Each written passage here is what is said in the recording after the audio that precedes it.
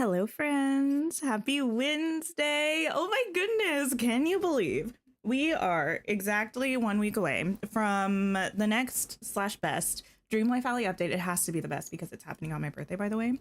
We're only a week away. Exciting stuff. I'm happy to be here. Oh, Jafar is being a diva right now. So Jafar is center stage, full frame in the camera. Hi, Isabel. Hello. Hi, Hassan, Momo, Charlotte, Sarah, Space Shell. Hello. I need to check Scrooge's shop. Envy. Hello. Locked Beach Girl. Anthony. Hi. Benji, Rebecca. Imagine me, girl, looking at where I'm going in game instead of just at the chat. I would probably actually get to Scrooge's shop. Hi, Nina. Hi, Jessica. Hi, Joey, Samantha, Kristen. Hello, hello, everybody. Welcome in. I'm happy that you're here. How do you do a dream snaps? First you have to unlock Vanellope.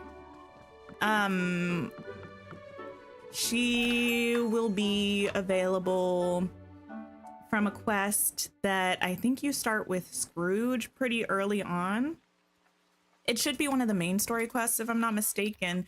And once you've unlocked her, in the event tab under Dream Snaps, you have to be connected to the internet. So if you've been having connection issues, make sure that you're connected. Under current challenge, it'll tell you if it's a house, it's decor. If it's a shirt, it's an outfit challenge. By the way, this is our Dream Snap for the week. Grand Banquet Extravaganza, Eleganza Extravaganza. And it'll tell you all the tags. So these are, in this case, the furniture items that you use. You should have the tags: lavish, strong, tables, elegant. You put the things in a beautiful picture. You take a picture, and then lower left-hand corner of the screen, there should be an option to show the Dream Snaps requirements and then submit your Dream Snap there. Yes. Sentok, hello. I went in here. I don't think there was anything new, but I do not remember what was in here. So let me just double check. No, nothing new. Just sadness. Cool. Noted. But yeah, today we are doing some update prep. We'll also look at the reset stuff. I'll check out what was in the shop. I did buy it, but I honestly forgot what was in there. Oh, I think I remember. But yeah, I'm going to see what is in my Scrooge shops. We're going to check out what was in the premium shop. And then we're gonna start getting ready for Peter Pan and the Forgotten, who I think I still need to put up a poll to see what we're gonna... Actually, should we poll in YouTube posts, or should we poll on update day what we name the Forgotten? Maybe we'll wait and poll on update day. We have a couple options as of right now. We have Fergie, my current nickname for the Forgotten.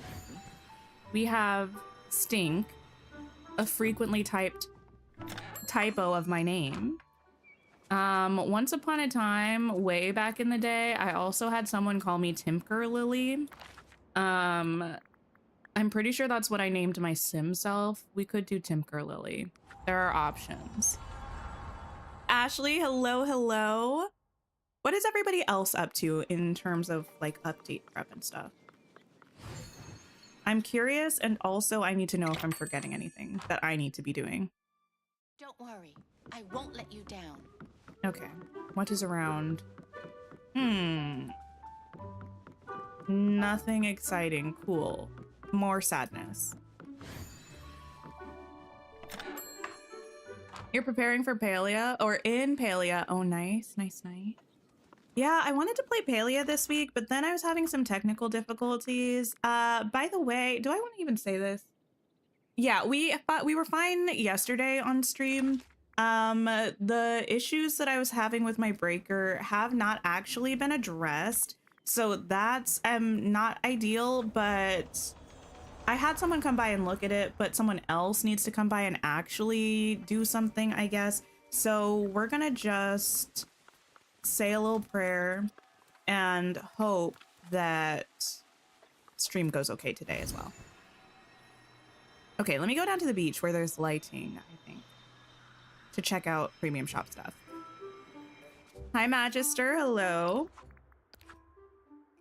In the shop today, we have the Ladybug backpack. I didn't look at this that closely. Actually, I'm gonna need to change my hair to see it, but it looks like the zipper is up here at the top of the ladybug. That's kind of cute. And it's a glider, which is also fun with the fluttering wings. Really, really cute. We have this leafy camping pack and hat. We have the leafy camping pack. This is very Flick in Bug's Life, right? And the leafy camping hat, cute. I actually do like this. I think it's adorable. We have Magic Kingdom Circus Daisy back. This is from the day at Disney Star Path. I do like this dream style for Daisy. It's cute.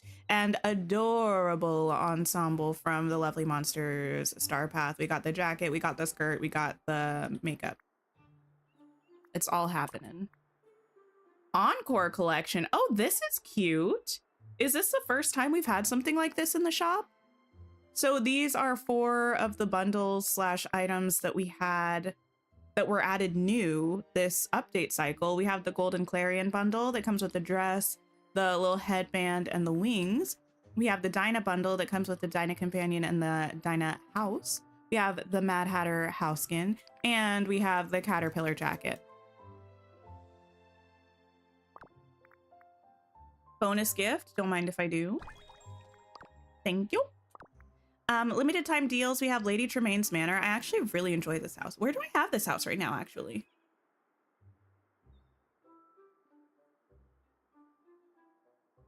Probably the forest. We have the Fiery Raven that was from the Wonder of Pixar Star Path. Cute, cute, cute. That's what we got going on.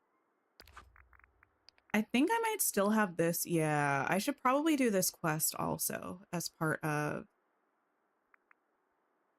Not because I need what it gives me, just because I want my quest to be emptied out, I guess.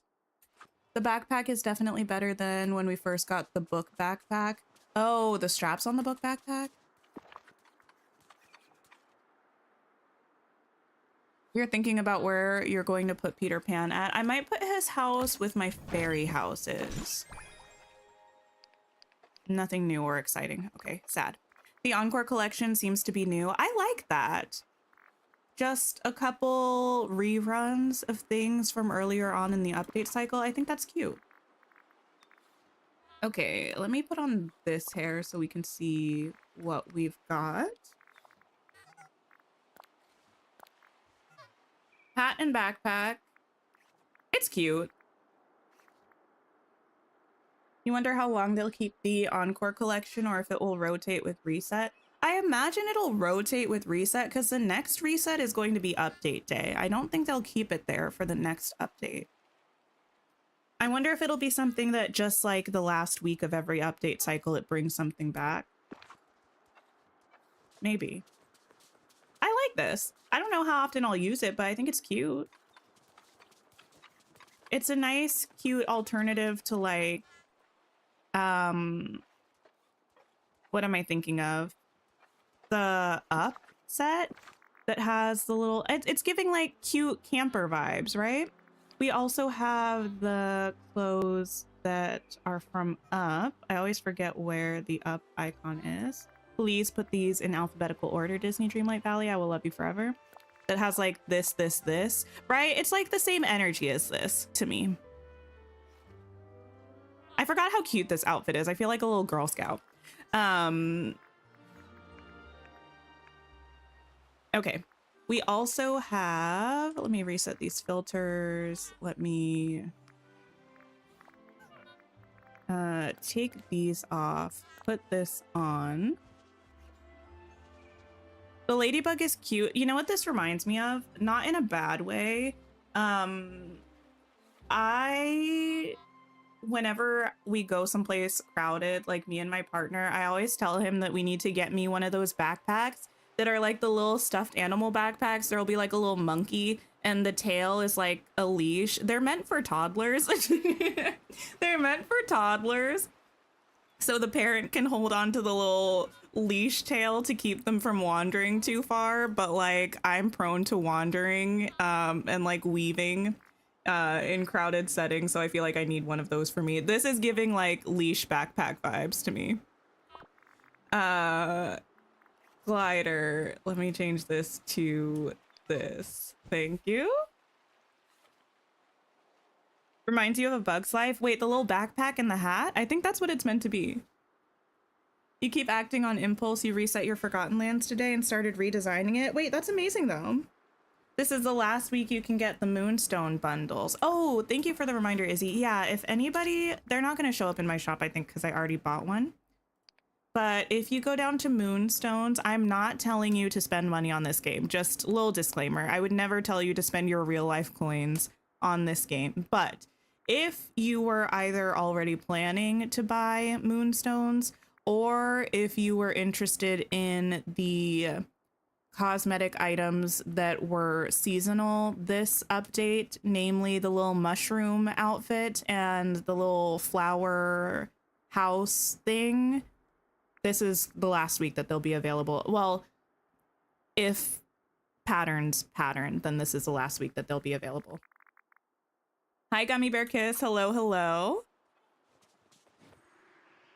Yeah, this is cute. I like it. Same with the leash backpack. I'm glad it's not just me.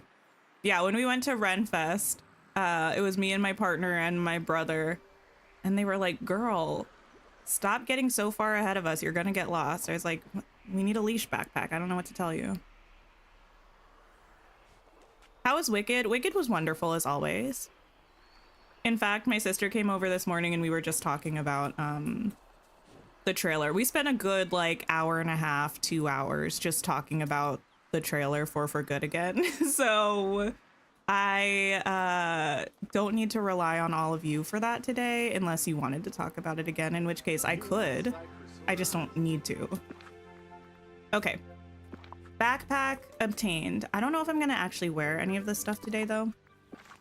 Let me give myself my book lighter back. Let me take off this backpack. But I do like these items. I think they're nice. And I'm gonna change my hair back.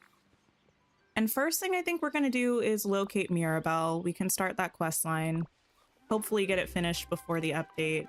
We'll do a bit of cleaning around the valley, I'm thinking. We'll do some Dreamlight grinding. What else?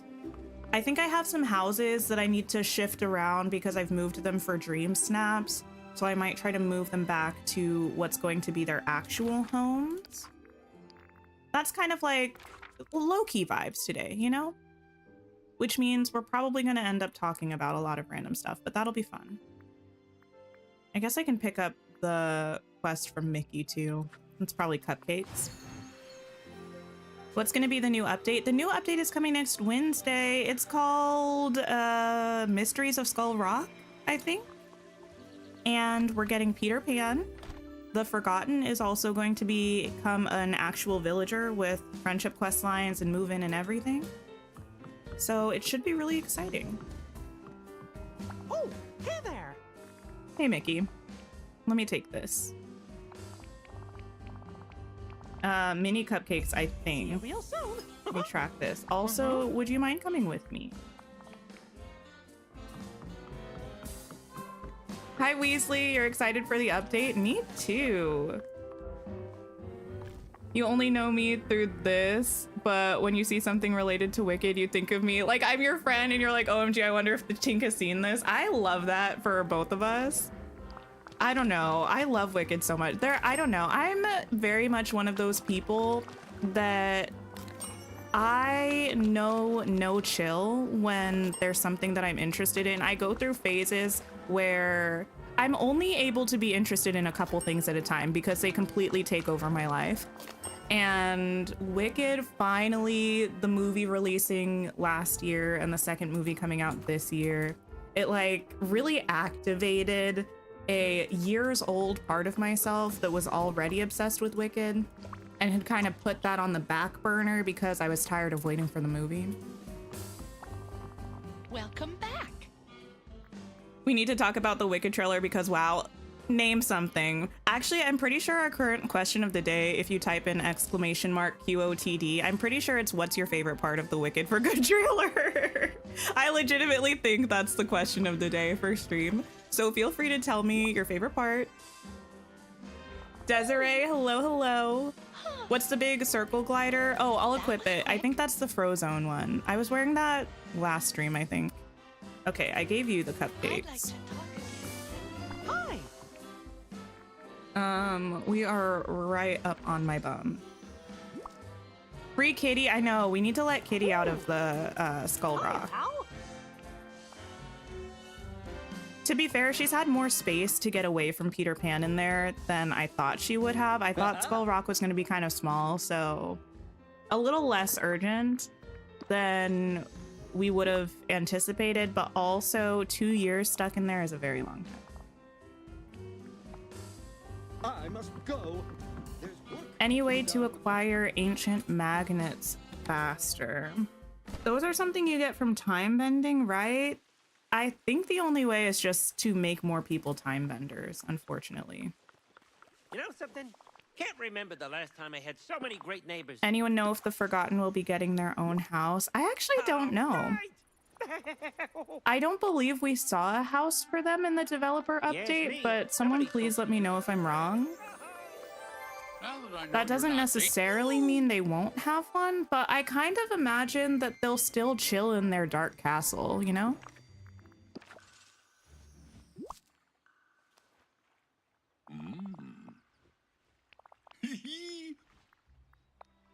You think they're living in Skull Rock? Wait, the Forgotten? Really? Spreading a little joy and cupcakes is definitely something Minnie loves. Here you go. Thanks, Tink. Cool, cool, cool. Actually, back to the Wicked trailer. I just finished talking about it. Anyway, Biggie, you can leave. My sister and I, one thing we were not necessarily debating, but discussing. This is kind of into like musical nerd territory, but so there's a shot in the trailer, or a couple shots, where Glinda's wearing this bluey, purpley, iridescent dress. Not the one she's wearing in the musical number For Good at Kiamoko, but the one that she's wearing. There's a shot of her in Munchkin Land, and then she looks up and it's like the cloud and it says "Our Wizard Lies." It's got like these little poofy frilly things on the shoulders. She's also wearing it as she's standing on the balcony of her like Emerald City apartment, overlooking the mob of people with torches, and she's like, "Elphaba, they're coming for you." At first I was like, do we think she's wearing that for Thank Goodness? But I don't know if she is. What do we think she's doing in Munchkin Land, wearing a gorgeous gown? Fiero's there. Because there is a scene in the trailer in the Emerald City where these guards are doing choreo behind Fiero, and I think that's gotta be Thank Goodness in the Emerald City. The people need to know.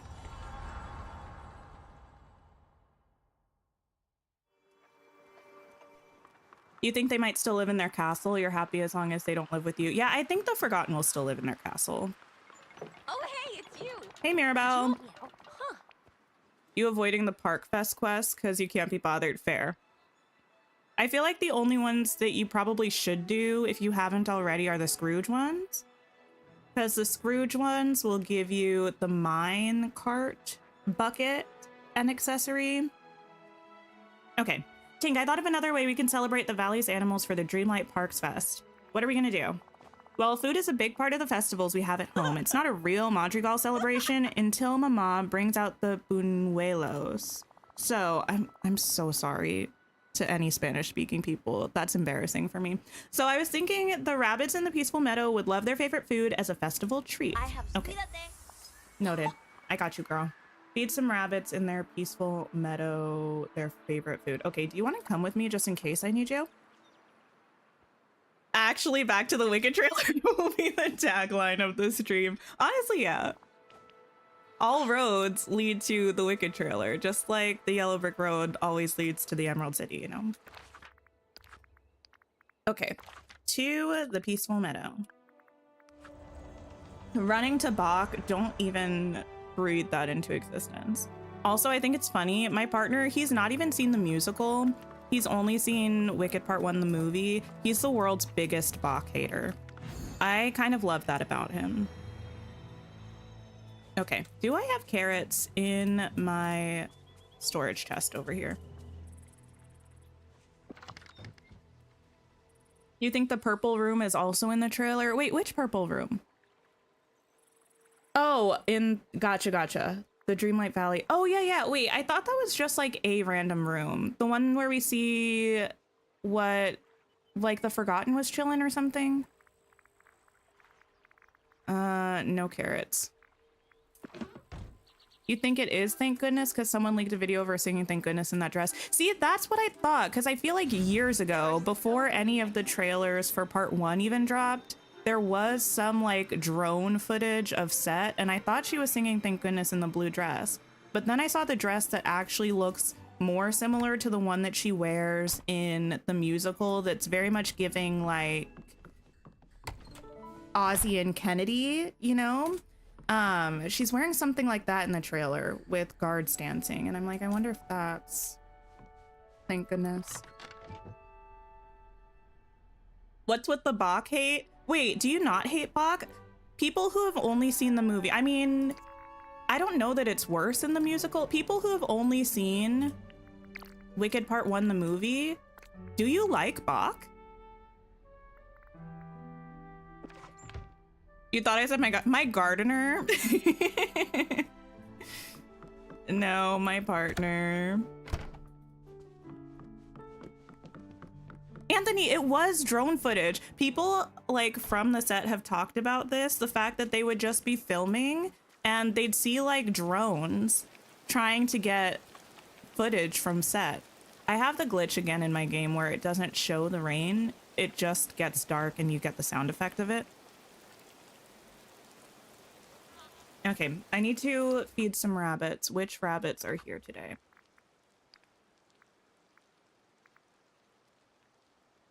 Black rabbit, brown rabbit. That's it. Okay.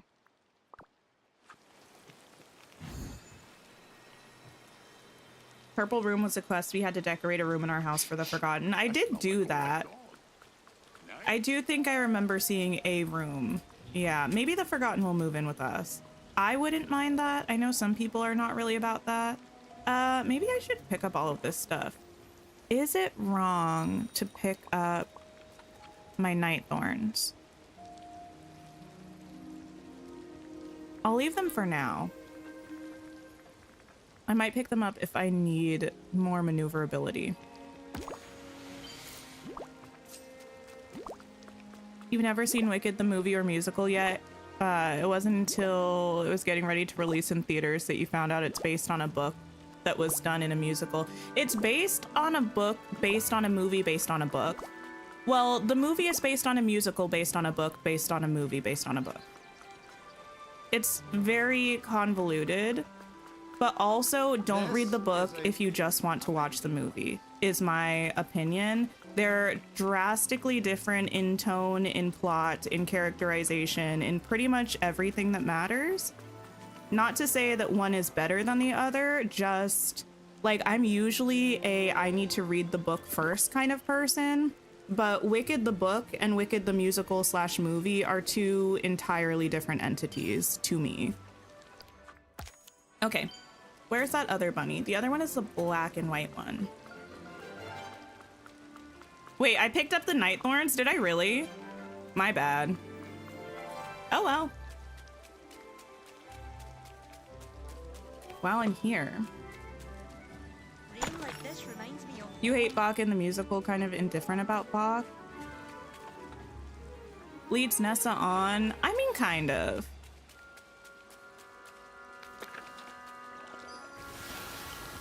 I feel like everybody in the musical actually is a little bit annoying.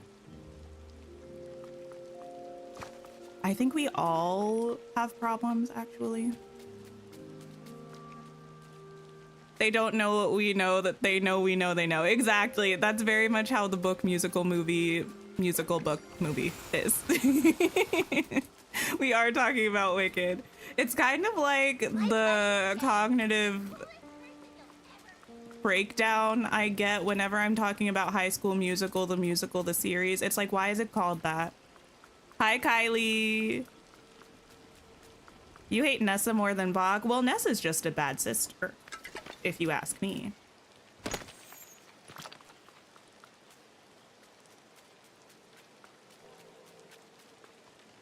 Has anyone seen this rabbit?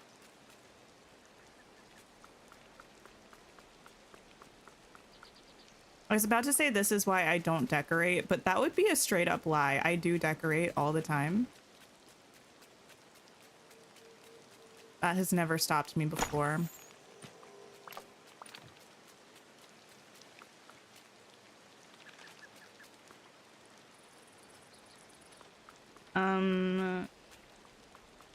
If I run around here one more time, I'm going to give up. That's not a threat, it's just the reality. If I find the rabbit this time. Oh, there you are. I can't believe I picked up those night thorns. We'll be fine. I have so many around my valley, I don't need them.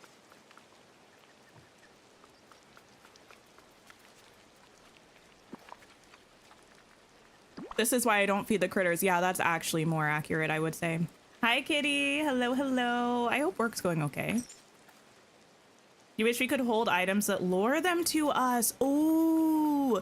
Or we had a furniture item, kind of like we have the snippet lures. If we had a furniture item that was like something related to the critters. Like, you know how we have the little critter bowls and the little fan toy things, right? And the little balls. If we had something like that where if we put it down, the critters would just kind of aggregate there. They just kind of hang out around that item. I think that would be really cool. Okay, I'm going to untrack this quest because I need to wait for another rabbit to show up. And I'm going to begin cleaning up around the valley a little bit.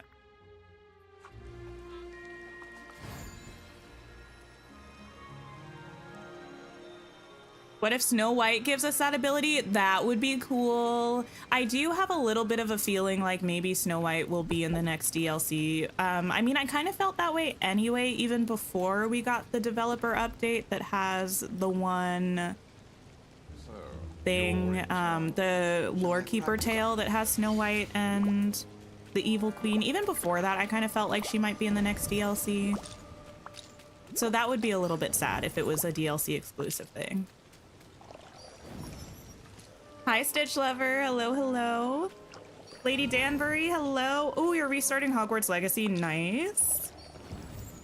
It's been so long since I played that game. I wonder if I have it installed anymore. I don't know. Usually when my sister comes to visit from university, I'll reinstall it because she likes to play it when she's here. But I feel like the last time she was here, she wanted to play Baldur's Gate instead, so I might not have it installed right now.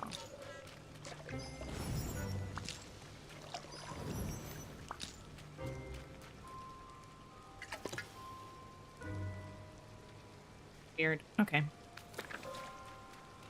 How is the large Moonstone pack more expensive than the full game? Now, that's the kind of question that we perhaps should be asking, but perhaps shouldn't at the same time, you know? That's a very good question, but I don't know if that question's going to bring us peace, is, I guess, my stance on that. Is Hogwarts Legacy a fun game? You bought it but haven't started it yet for like almost 2 years. Listen, not me plugging myself, but if you play it, put me on, put my VODs on. I played through the main story on stream here. I had a really good time with it, actually. I really enjoyed it. I have seen a little bit of Hogwarts Legacy hate recently, which I feel is unwarranted. It's like an open world adventure game. If you like Breath of the Wild or like Tears of the Kingdom, it fits like a similar gaming style to that to me. Granted, I'm not the most well-versed of gamers, but they're kind of like cousins to me.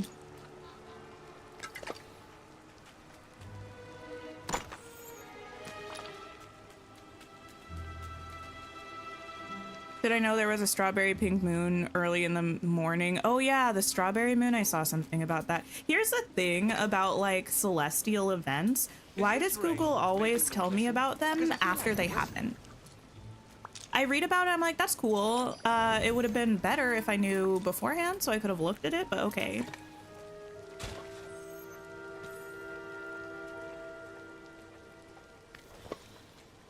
I think this pink memories was from the Cheshire event.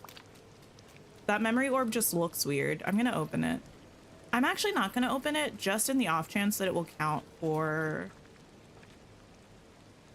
the star path. Hi, Ronald. Hello. Okay. Did I get everything from here? Oh, there's another one right there, actually.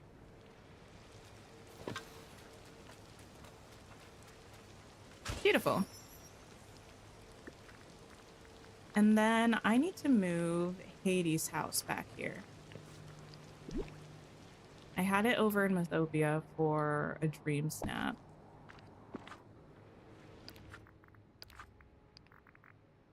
You've only played Dreamlight Valley, so your experience with games is very minimal, but you love Harry Potter, so that's why you got it. Oh, yeah. I would say, there's...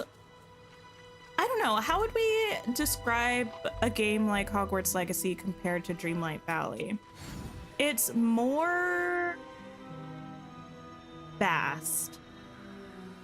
There's kind of more to do and less direction. Not necessarily in a bad way. And I would say it's a little bit less of a closed gameplay loop.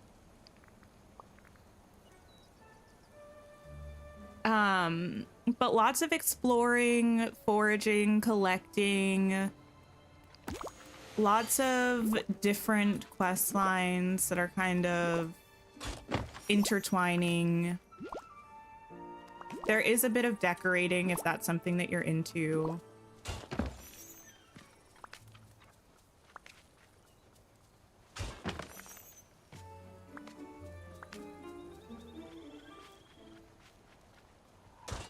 You can't believe the hate Hogwarts got for not having DLC. Wait, really? I haven't seen that. I've not seen that.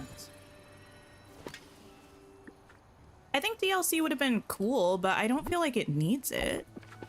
I haven't even finished all of the side quests and stuff, but I felt like it was a very full game when I played it. It didn't feel like it needed it. I mean, I guess that should theoretically be the point of DLC, right? Like, the game doesn't need it. It's just like extra if you want it, but I feel like I can understand game developers finishing a very big project, like I assume Hogwarts Legacy was for them, and not wanting to do anything else with it, you know?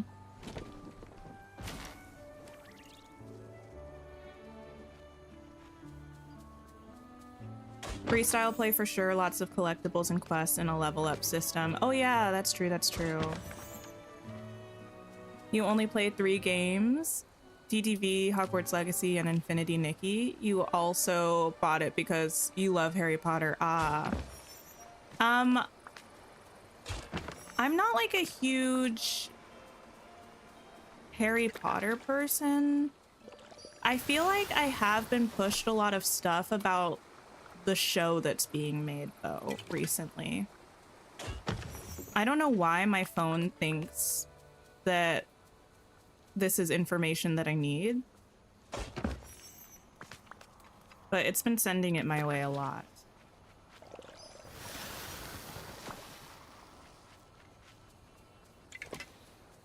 When they released the Quidditch game after. Oh yeah, what was up with the Quidditch game? I feel like that kind of came and went with barely a peep.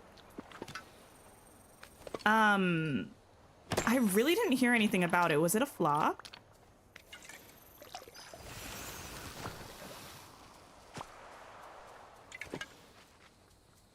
Think the two can't be compared. You'd sooner compare it to Nikki because it's open world. Yeah, I definitely don't think Hogwarts Legacy and Dreamlight Valley are similar.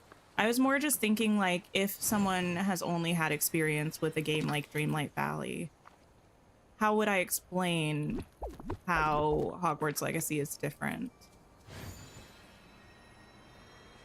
Being Are you brave sure doesn't mean you're looking strong for enough trouble. to handle yourself? You got the game to explore, and you definitely get to do that. And they added a design element, which was fun too. Oh yeah, that's right. You can, like, yeah, actually I did have a lot of fun picking my outfit in that game. Picking cute fits for my cute little wizard girl. That was a good time.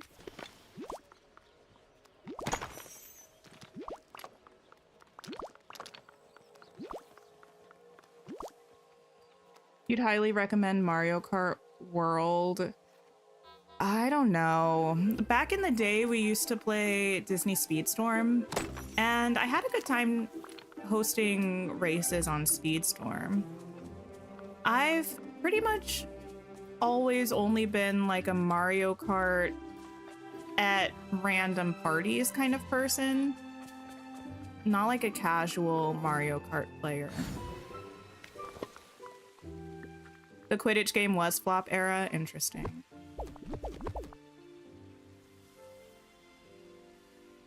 Yeah, I'm not a fan, Anthony.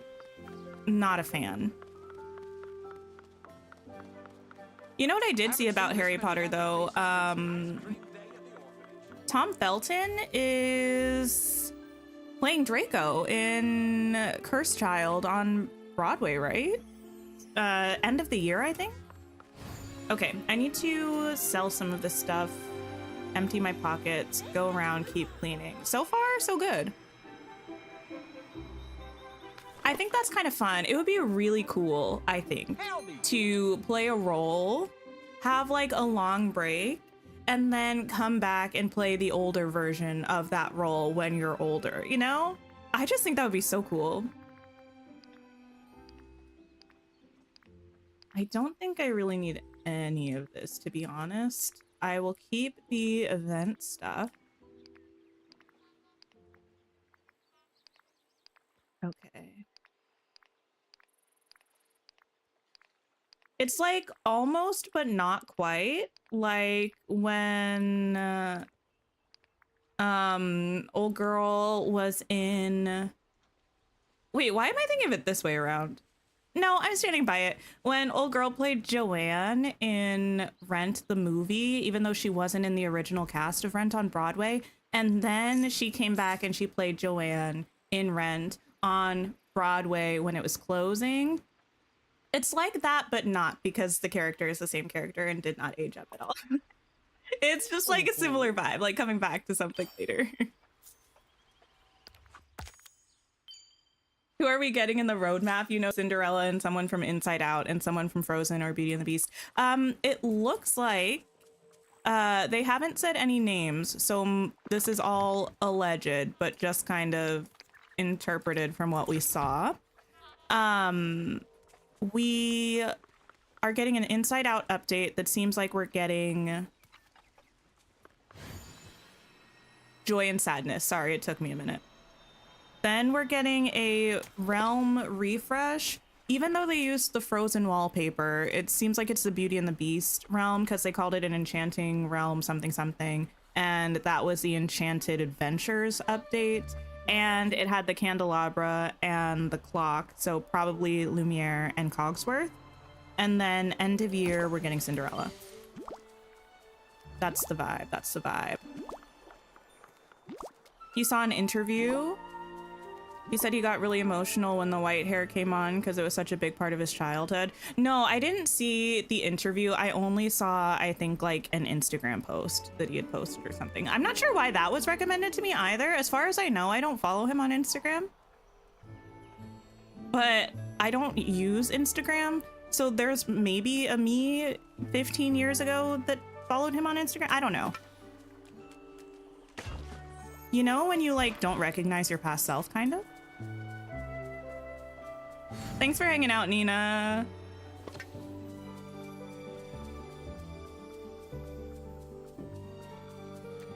Okay. Clean up more stuff. I think I also have another blue chest I need to find. Struggling to find new game that you enjoy as much as Dreamlight Valley and Hogwarts Legacy. You find most farming sims quests not as interesting, but Zelda has huge fights you always struggle with. Any recommendations? I know you said farming sims, you don't always vibe with the quests.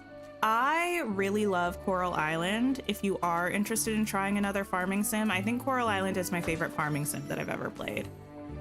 Thank you for the sip reminder, Magister. What else? What's another game that I really enjoy? I feel like I play a lot of farming sims. And then I play a lot of games that are like not like that at all. Hear me out. No. I was just gonna recommend Baldur's Gate, but just because it's a good game, I don't necessarily think the Dreamlight Valley to Baldur's Gate pipeline is a very functional one. But I do love Baldur's Gate. It's so good.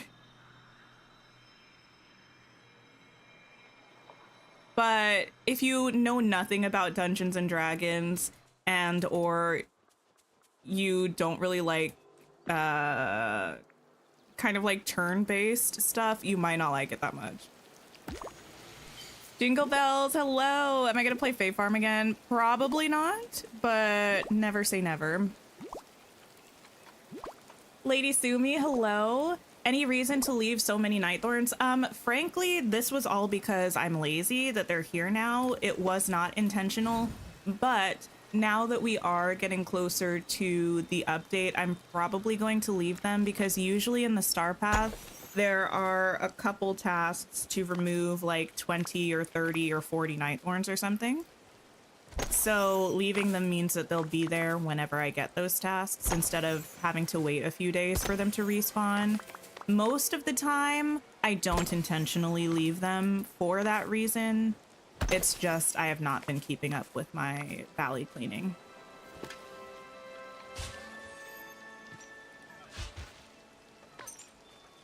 Sadness is one of your favorite movie characters of all time.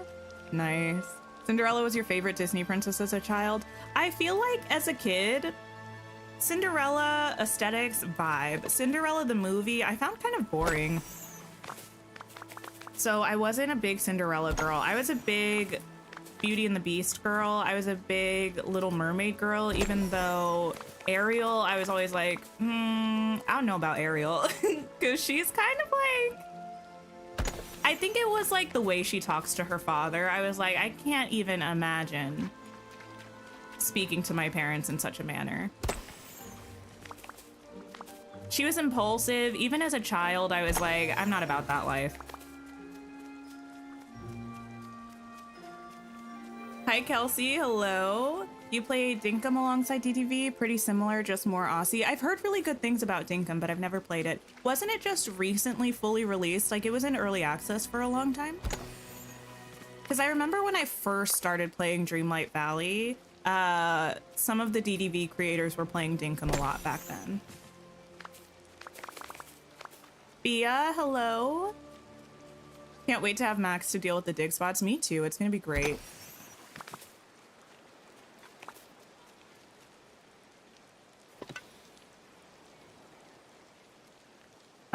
Girl?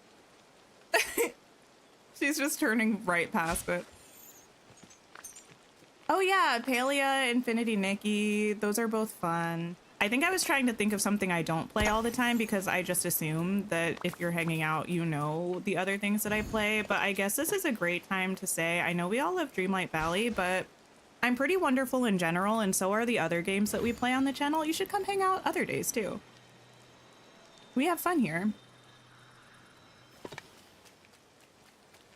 As an adult, you're aware Cinderella is not the most exciting, but you weren't allowed to watch Beauty and the Beast. Oh, because you were too scared of the wolves. Those wolves were scary.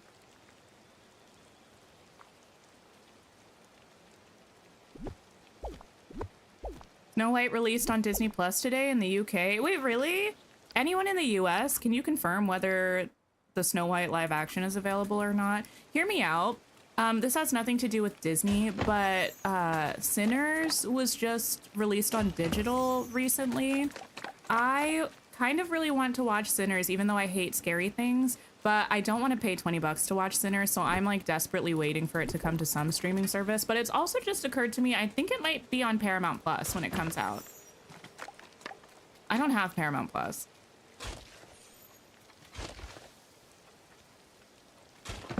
I missed a digging hole. That's okay.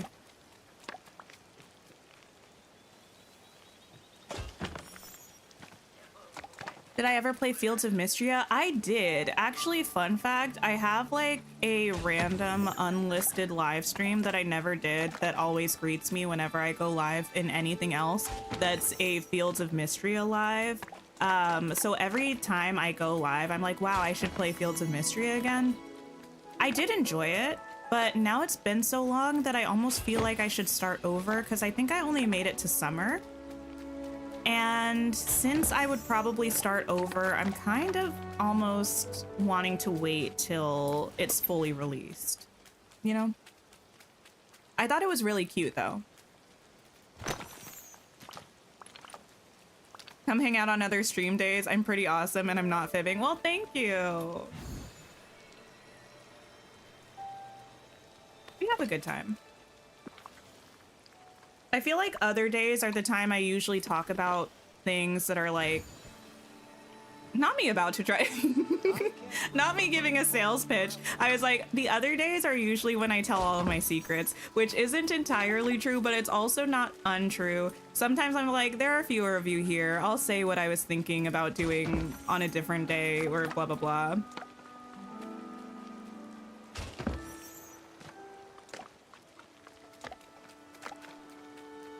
I accidentally said US instead of UK. Yeah, I was wondering if anybody in the US has it on Disney Plus because Anthony said it's on Disney Plus in the UK and I am not in the UK. I'm in the US. So I was curious about if it's on Disney Plus here. Phineas and Ferb season 5. I don't know. Phineas and Ferb is one of those shows that I've seen so many episodes of, but I never watched like chronologically. So I don't know what I have and haven't seen of it. Wildflowers is another fun farming game.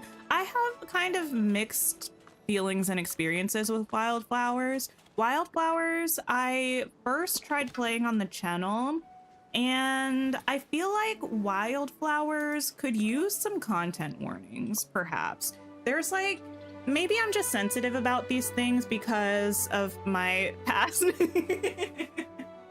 But there were like a couple things that came up that I was like, I don't really love that.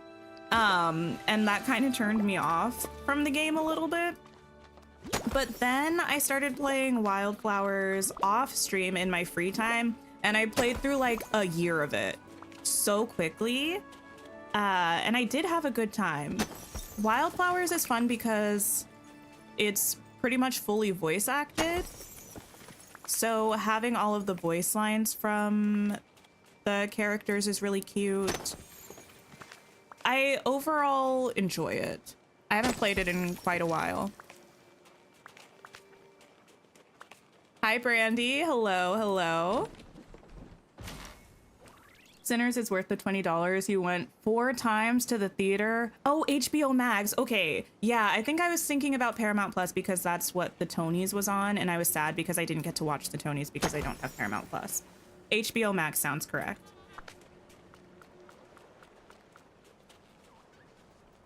Stardew Valley is only $15 for so much game content. I have Stardew Valley. I've had Stardew Valley for quite some time, and I've never actually played it. I keep waiting for the right moment to try it on the channel, and I don't know why the moment has just never arrived. According to Google, it is in the US Disney Plus. I feel like we talk about this all the time. I'm not a live action hater on principle. Like, some of the live action movies I enjoy, some of them I don't enjoy.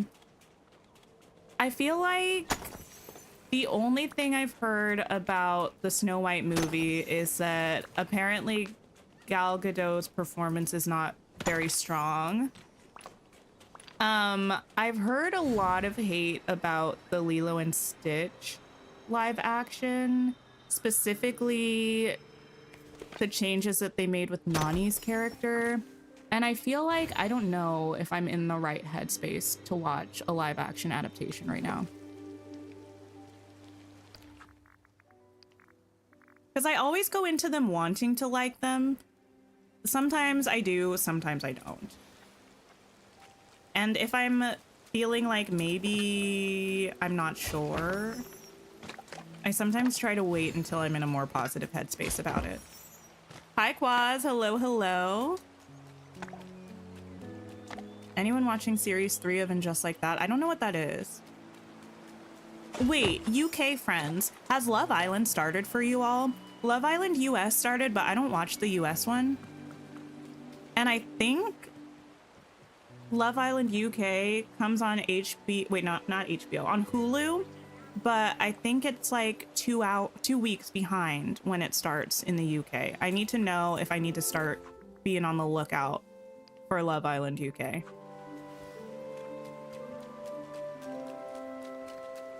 You love Stardew Valley? It's your comfort game? That's what everyone says. Everyone says it's so good. I just haven't tried it yet.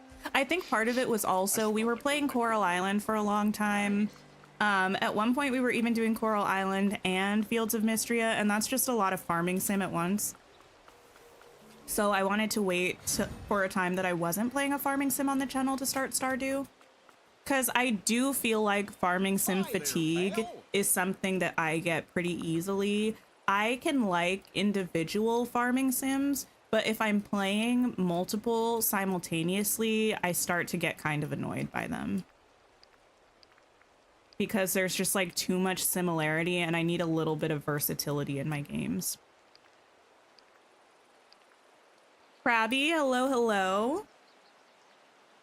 Love Island UK has been on 3 days now. Okay, so it's almost time. I'm so excited. Am I actually? Am I? I don't know. Love Island is another one of those things. I have so much fun initially, and about 20 episodes in, I'm done, and then my partner has to drag me through the rest of the season.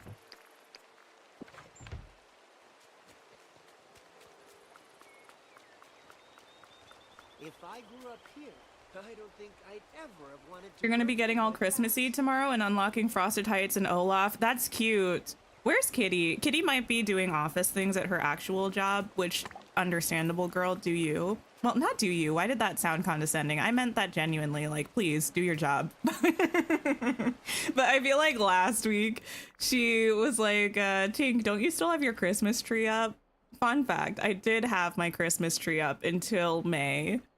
Part of the way into May, I believe, but it's not currently up. Okay, we're gonna do some Dreamlight grinding. Let me mine some rock spots on Dazzle Beach.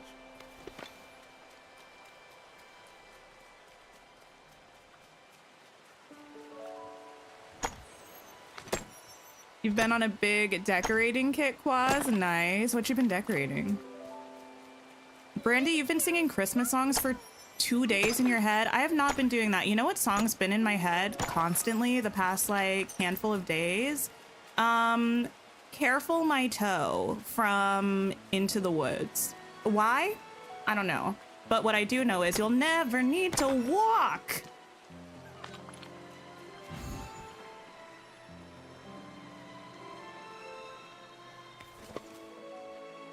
Disney hasn't been on the ball as of late. They've taken so many misses. Listen, if no one supports Wish, I'm no longer breathing.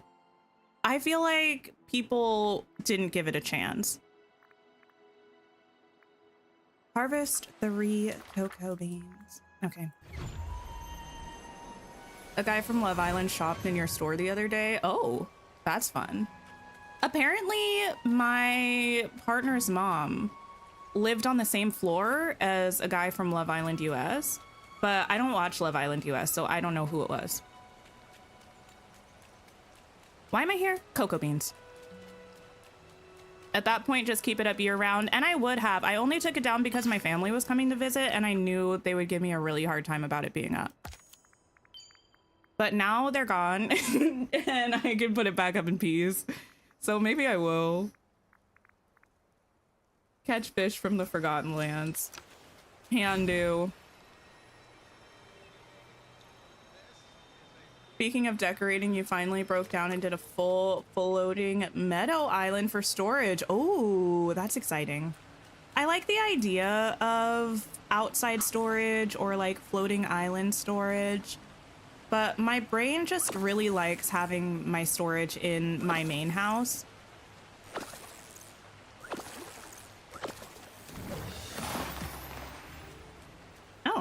my energy. Wish was good. I'm not saying it was the best thing that Disney's ever created, but I felt like it was good. I also feel like the music was given an unnecessarily hard time. Was it very millennial? Sure, but like, they were bops. You deleted most of Dazzle Beach to make room for all the mermaid pirate stuff. I'm so excited for the mermaid stuff. The mermaid stuff gives me so many Coral Island vibes, and I can't wait. You know what people really didn't give a chance? Strange World. Strange World was so good. I blame, frankly, everyone. Also Disney for that movie flopping, because it was good. I think they just...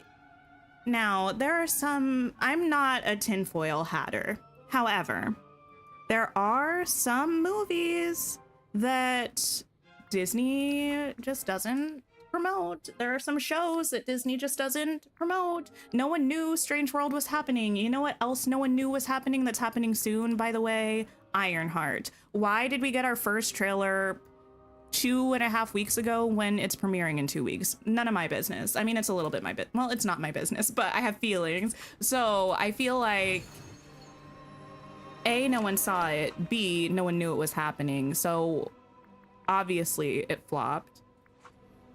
I need to give gifts. Are you following me? I think you are, actually. My bad. Have some rocks.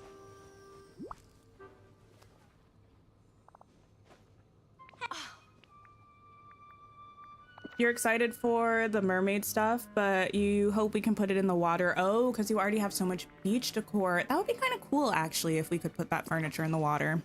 I would anticipate that we probably cannot, but it would be nice. Hi. You went to Disney on Ice and felt you were the only one singing the classic songs. Wait, really? I haven't been to Disney on Ice in years. The last time I went to Disney on Ice, I think Tangled was new.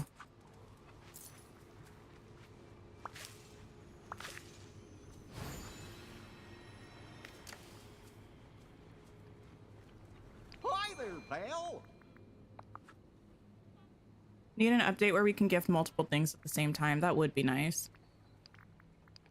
Agree, agree. Hi, Lydia. Hello. Oh, you know what else I saw? I saw... Google just puts a lot of things in my face. I've learned, actually. They're always like, do you want to see this? And I'm like, not really, but I think my mistake is probably clicking on it in the first place. Hey, let's take a picture, Mirabelle. I guess the How to Train Your Dragon remake is coming out tomorrow or Friday or something. Google was trying to tell me about the Rotten Tomato scores for it, I think. Flower Loki, thank you so much for becoming a channel member. I appreciate you. I really, really do. Thank you, thank you.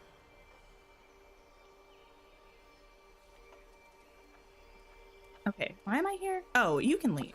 It's so good. Thanks to for see hanging you. out. I need to... The way I just remembered and forgot again. Mushrooms. I know I can track the Dreamlight tasks. I don't like doing it. It's like too many clicks in between things for me. If I'm gonna forget it, it's fewer clicks for me to just click when I forget. None. Noted. Actually, I might have some up here. Now this is a great day to play outside. The way I couldn't remember which button was the watering can. Lily, I'm very pro more diversity and representation in movies in general. Actually, that brings me to that brings me back to Wicked, interestingly enough, because I was just with my sister. What's our opinion on the Gelfie ship? Like Glinda and Elphaba as a couple. My opinion, I will withhold for now, but I wouldn't be mad if they kissed in the movie. Like, for good. I wouldn't be mad. I know they kiss in the book, but again, book, movie, different things. I wouldn't be mad if they kissed in the movie. We have things. What do I think about the new Dream Snap challenge? It's like a banquet theme decor challenge. I think it's fine. I think it's cute. We had a cooking sort of vibe one once that was giving kind of like Encanto vibes, I think. I feel like that one was cute.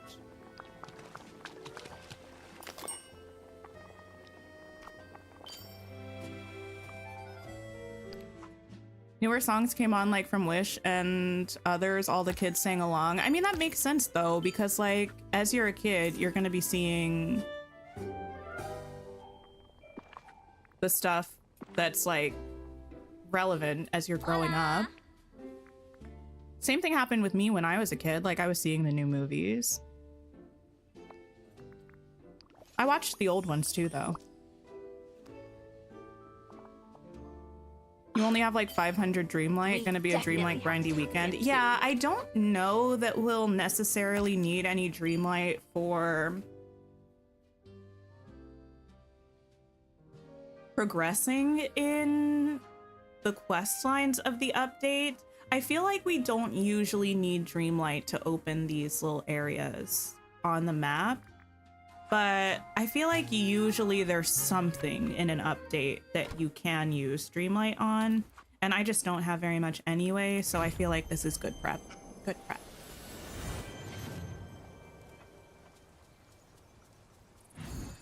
Tips on catching the blue demon snippets. Can't get them to spawn. I think the spawn is random, honestly.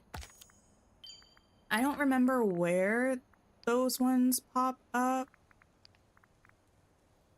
Fiery Plains and Fallen Fortress. Probably just do a lot of snippet catching there or place snippet lures there. Because like if you have non-blue demon snippets there, when you remove those, there's probably going to be a chance for a blue one to spawn. But if you can swing it, put some lures there. That's what I would recommend.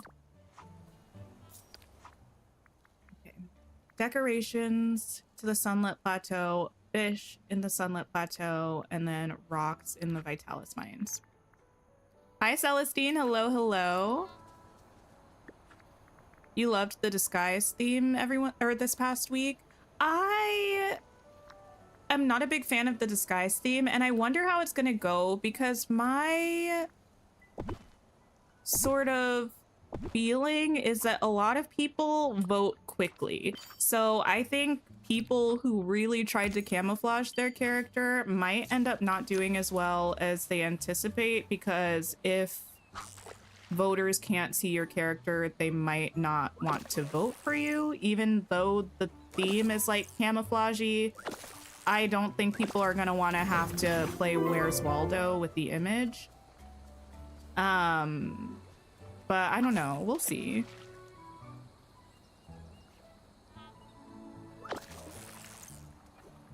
Been trying to get Storybook Vale on your PS5 for a week, but it keeps saying there's an error. I'm so sorry. Thanks for lurking, Celestine. Did I read Shield of Sparrows? No. It sounds familiar. Who's it by? Wait, is that Devney Perry? I feel like that's Devney Perry. I've never read any of their books. They read this or wrote the series that's like a romance series or something that's like Indigo Ridge and stuff like that, which I have a couple of those books, but I also never read those books. But Shield of Sparrows is a newer release, like last month or something like that, or this month or something, I believe. I've seen it everywhere, like the cover, but I haven't actually heard anything about it. But it's a fantasy, right? Fantasy romance? I believe the other books that I have of theirs are not fantasy. I think they're just contemporary. Not that that means anything, but I do have some feelings about Plague is a little bit, has maybe too much of a negative connotation, but for lack of a better word, the plague of the fantasy romance. Well, specifically the romantasy. What am I reading right now? I'm reading The Atlas Complex, which is the third and final book in the Atlas series by Olivia Blake. Much like with the other two books in the Atlas series, the Atlas 6 and the Atlas Paradox, I have no idea what's going on, but the vibes are fun. I just started, wait, what else am I reading? Why do I feel like I just started something?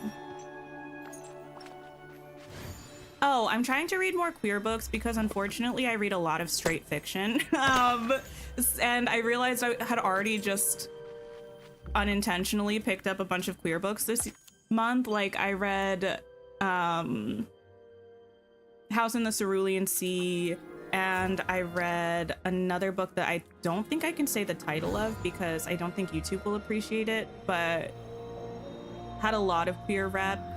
So I was trying to find a queer contemporary romance that wasn't going to be too long.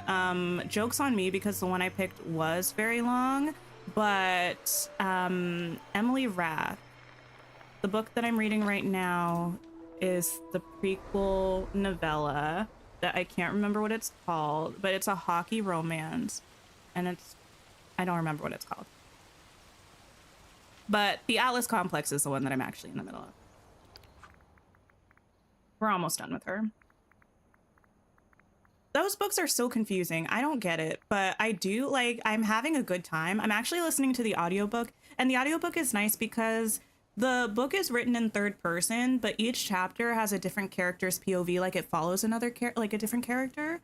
And each character's POV has a different narrator. And that's been really fun. I have enjoyed. Okay, let's go up here. Yeah, the Pucking Around series. I've never read any of it. Honestly, I'm a little hockey romanced out. I don't even read that many of them, but just so many exist. But it's been a while since I've read one. That's a lie. I started reading Rewind It Back by Liz Tomford, which is a hockey romance. It's the last book in the Windy City series, but I wasn't having as good of a time with it as I would have anticipated that I would, so I put a pin in it and I'm going to come back to it. But the last hockey romance I read before that was long time ago.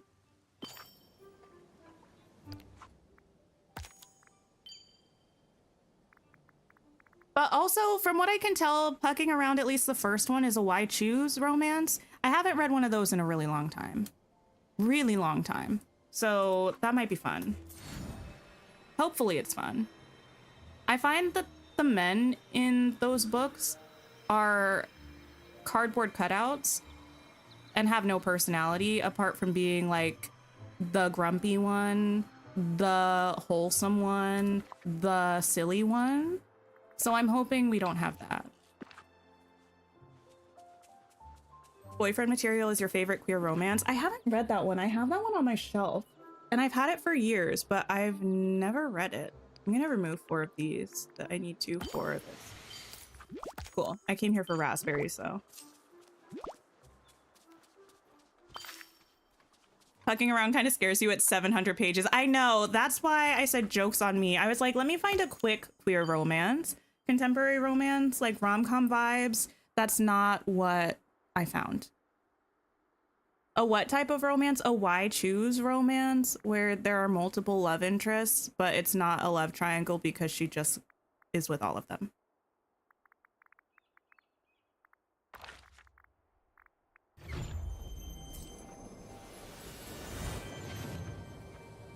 You started the audiobook version of Crying in H Mart because you're trying to read at least 2 nonfiction books per year. Oh, nice.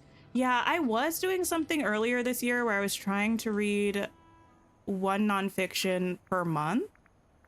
I think I did not read one in May. So that's out the window, but I'm trying to read more nonfiction. You're reading Play Along in the Windy City series and loving it so far. I really liked the Windy City series. I think I just picked up Rewind It Back at the wrong time. I wanted to read it as soon as it came back or came out because I was so excited about it. But I think I picked it up right when I finished the Percy Jackson and the Olympian series. and I had just a lot of not positive feelings about about the last couple of books. So I think I was just in a grumpy frame of mind, and I didn't have that fabulous of a time with the start of Rewind It Back, which is a bummer because it's a second chance romance, like childhood friends kind of not in contact anymore because of some event that I don't know about yet, and then they're gonna like fall in love again. I love a second chance romance, so I'm waiting until I'm happy. Well, not happy. I'm happy. I'm waiting until I'm more excited about it. Have I read the Once Upon a Broken Heart series? I haven't, but from what I can tell, that series is a follow-up to Caraval, which I also haven't read. Or it's like in the Caraval world, but Caraval came out first. I have the Caraval trilogy on my Kindle, but I haven't read it yet.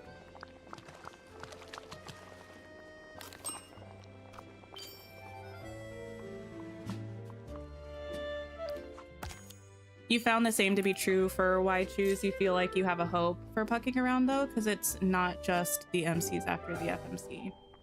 Ah, hopefully. Also, it's 700 pages or something, so there's time for some character development. We can hope. Mine in the Glade of Trust. Actually, I love a lengthy contemporary romance. I feel like a lot of contemporary romances are like in the 300 to 400 page range. When you get one that's like 600 pages, I feel like it's so nice because I can't read a lot of them back to back. They're a lot of them anyway, very tropey, very kind of cut and paste sometimes, not very well developed characters. So when you get a longer contemporary romance that actually has time to do that kind of stuff, I mean, now you could do that stuff in 300 to 400 pages, but I'm not a writer, so I'm not judging anybody else. But it's nice. I'm such like a character person in stories. Like if a character is boring or unlikable, I have a hard time feeling invested, even if there's drama happening. That's part of why I really love Magnolia Parks and the other Magnolia Parks books, but not the ones about Daisy, because I find Daisy somewhat unlikable. Well, you can be unlikable, because I don't know that Magnolia is the most likable character, but there's like so much character there that even the parts of her that I find annoying, like she as a character, I still find very interesting and compelling. Hi, Kitty. Hello, hello.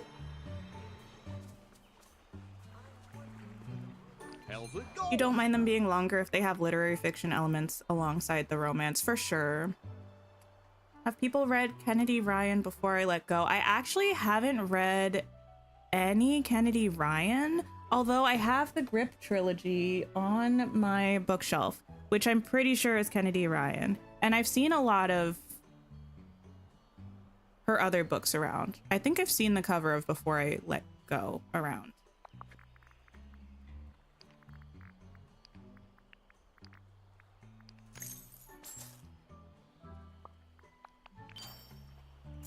You think that's why you like interconnected series, since characters have several books to develop? I like interconnected series sometimes, but I find sometimes it's like the opposite. Like sometimes a character in their book will be a pretty interesting character, and then anytime they make an appearance in the subsequent interconnected series, they're boring. Like they're so boring, and I understand it's not about them. They don't have the representation in like page count, right? But it's like they show up and then they just become a trope, and I hate that. That breaks my heart. If you're a character that's like, I feel like I get, and then you show up and you're just a plot device, or you just show up for fan service, Never forget kindness. it makes me sad.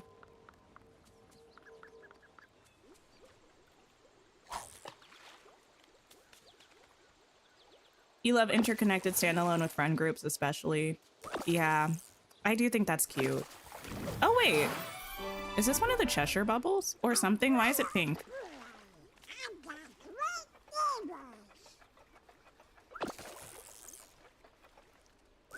Also, I feel like we need to stop writing series. I say, even though I'm not an author. What I've decided, what I have decided as me is that there are too many series. Everything is a series now, and I understand why that is. I think it's because as an author in a very saturated industry, you are trying to get as much interest in your project as possible, and having things be a series, whether it's actual like sequential or interconnected standalones, like you kind of have built-in interest for your subsequent book because people feel connected to the story already in some way. But I feel like there are too many of them and we don't need it. And my list of series that I'm in the middle of can speak to that. There are too many.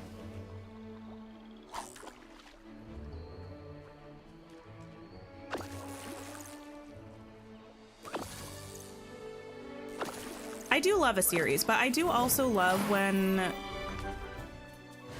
much like with shows or movies, when a series exists because there is a narrative that the creator has in mind and they're writing to that narrative. I don't love when a series occurs because there's a story that gets some interest and then we decide to write more story because there's interest. Like, I feel like you can kind of tell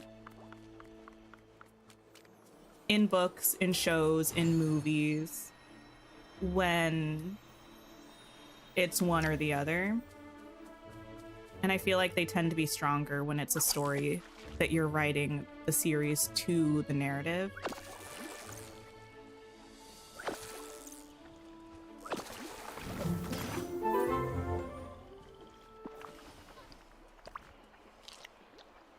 Have I seen Winx Club? There's a reboot coming. I mean, I haven't watched all of it, but when I was a youngin', I did see some of Winx Club, yes. I did see there's a reboot. I might be subscribed to the Winx Club YouTube account because I feel like I get a lot of Winx content in my sub feed. I just don't watch it. So I don't really know why I subscribed in the first place.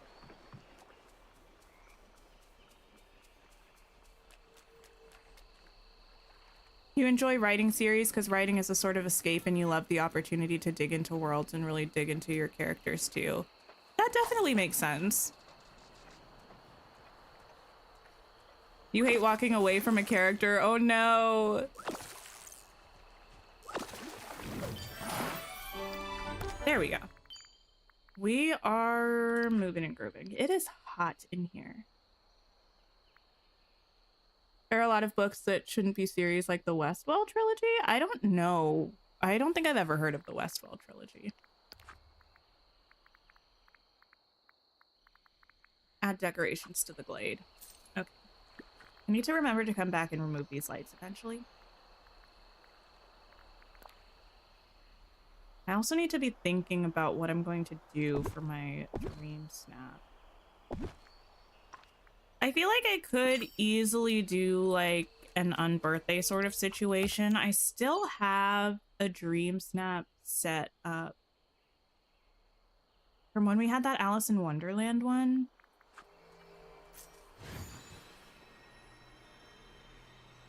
I could convert that into a cute little unbirthday party. I wonder who the ruler of this... Might be fun, might be fun. I just don't know if people are sick of seeing Alice in Wonderland stuff, but I feel like we probably haven't had any Alice in Wonderland stuff in Dream Snaps for a good couple of weeks or so.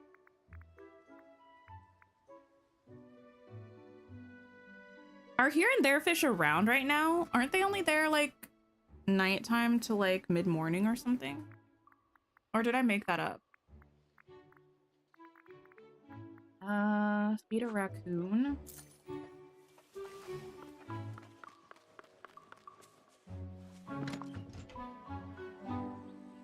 You think it's kind of like movies where sometimes the series happens just because of the traction from the first book or two, but the story starts to fade with more iterations? Yeah, that's the kind of thing I don't really like. Like, I'm not going to give an example of an instance where I don't like it, but an instance where I do like it is, well, like a series, for example. A series I talk about all the time, the Legendborn cycle by Tracy Dion, but there are going to be 4 books. The 3rd one just came out. The 4th one is probably going to be a couple years, child. But as she was working on the first book, she already had the story in mind that she wanted to tell. And she's like, okay, this is like how many books I'm going to need to tell this story.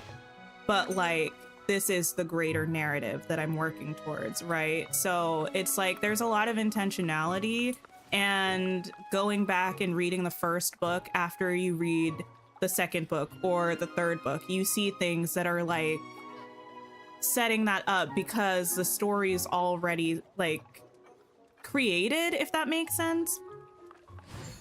So it feels like there's a reason to have the subsequent books. It doesn't feel like, oh, I had something successful and now I'm making something else that I wasn't necessarily intending to make. So there are either continuity issues or quality changes or like XYZ. I came here for a raccoon. Where can I find one? Ah, there you are. You went for a sushi place, banquet style? Ooh, I forgot we have that Monsters Inc. sushi stuff. Would you like to? Yes. Allow me to feed you. Christian, hello, hello. The here and there fish are between 6 and 10. That's what I thought. I don't think I can find them right now. It's 3:30.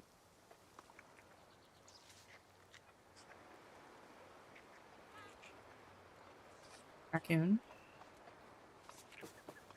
Its speed are so funny. Sometimes when I think of or see the raccoons in this game, it makes me think of the movie Over the Hedge.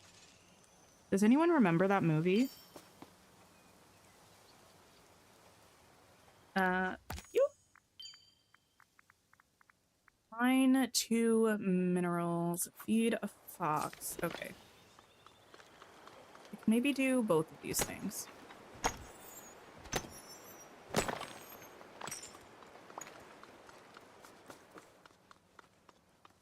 Sweet. Oh wait, you know what my partner told me? Okay, do we have any critters in chat? Any Critical Role fans?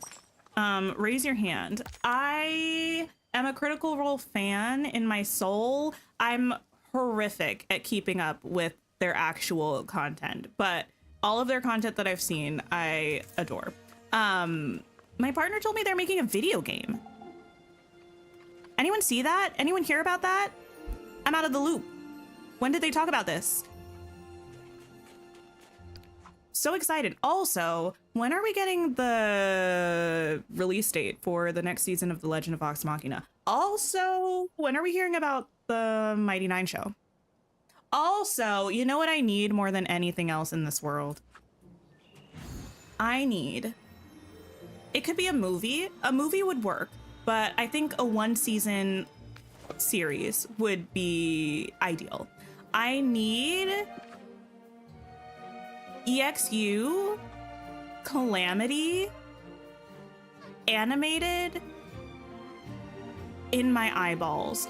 It is so good. I cannot say enough good things about Calamity. Anybody who likes fantasy, even if you don't think you like Dungeons and Dragons, don't worry about that. If you like fantasy stories, if you like, oh no, we've let technology get away from us, like we flew too close to the sun type of stories, if you like powerful baddie friends, if you like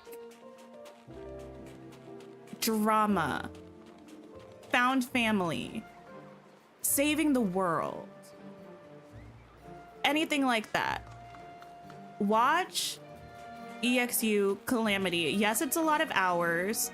Watch it anyway. It is so good. I actually might watch it again. I feel like I watched it last year. You didn't hear about that, but you feel like they've discussed it in the past. Oh, yeah. I need to look into it. My partner mentioned it to me yesterday. I think I was doing something and I was only partially paying attention. On what? It's on YouTube, on the Critical Role channel. I think they have it in a playlist. I want to say it's like 4 episodes. Yes, the episodes are like 4 hours each. It's fine. I think one of them might be like 6 hours, but still, that's like the length of a couple seasons of a show. It's very good. It's a actual play of Dungeons and Dragons, but the people playing the game are like professional storytellers, professional voice actors. It's a lot less mechanics than you would think and a lot more just really, really good storytelling. Rock spots in the Forgotten Lands. Also, it's just great. It's just great. It's just fabulous. I would love to cosplay as one of the characters. So fab. You were just thinking about Calamity last night and how good it was, Downfall 2. Listen, I didn't watch Downfall because from what I kind of heard, Downfall is kind of based on Aor, right? I didn't get to the Aor arc of Mighty Nine. It's in Mighty Nine, right? So I haven't watched Downfall. I need to catch up. For a while, I was listening to the rest of the Mighty Nine campaign when I was going on my cute little morning walks. But then I switched to audiobooks, so I need to get back to listening to it. It's just so many hours of content. Crazy how Brennan and Matt can create such deep, intricate, and incredible stories. Yeah, Brennan and Matt are fabulous game masters, but also big props to all of the people that are at the table because working, like, it's, you know, it's teamwork, making the dream work. I just love D&D though. I'm so sad I'm on a D&D hiatus, not of my own choice. I sound so selfish right now. It's because my DM had a baby. Like, shout out to my wonderful DM and his new baby. I hope you're having, he's not here. I hope you're having a fabulous time being a new dad. But also, I'm sad that we're not going to be playing D&D for a while.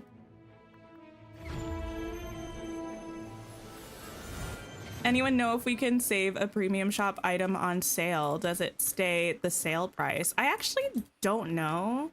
I don't know if we can even pin the things that are on sale. I've never tried.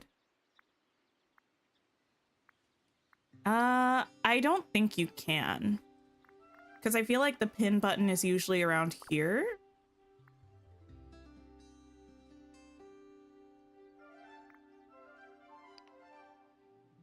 Wait, how does one pin? Oh, I already bought this. Oh, I actually don't know. I already have these things, so I won't be able to check. My bad. You can pin it, but it doesn't stay on sale. Got it, got it, got it. Downfall has threads through campaign 2 and 3. I love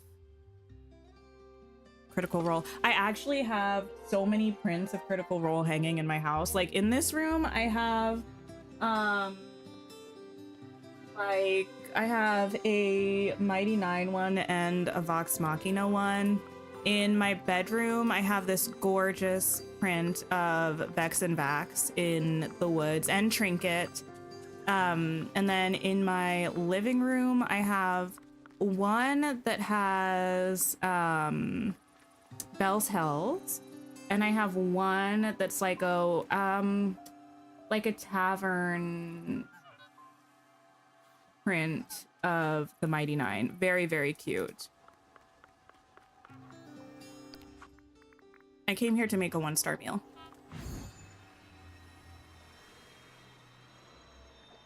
You love D&D. The hardest part is getting everyone together to actually play. Real life is really inconvenient. Oh, for sure. Yeah, I'm not sure how we even do. I usually do weekly D&D.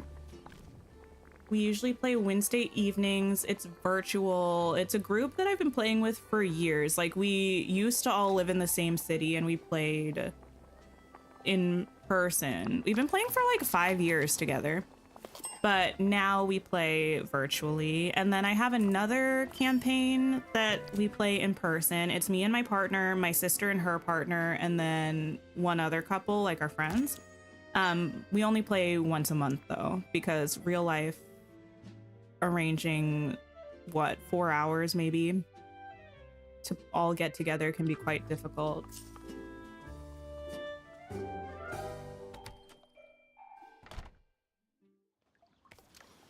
Okay, get some fish.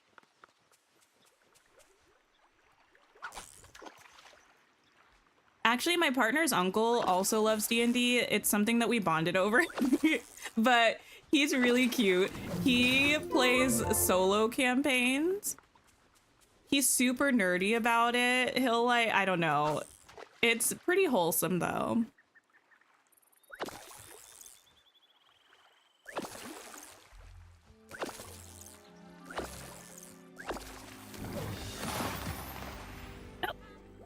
I will fish here again. Don't mind if I do.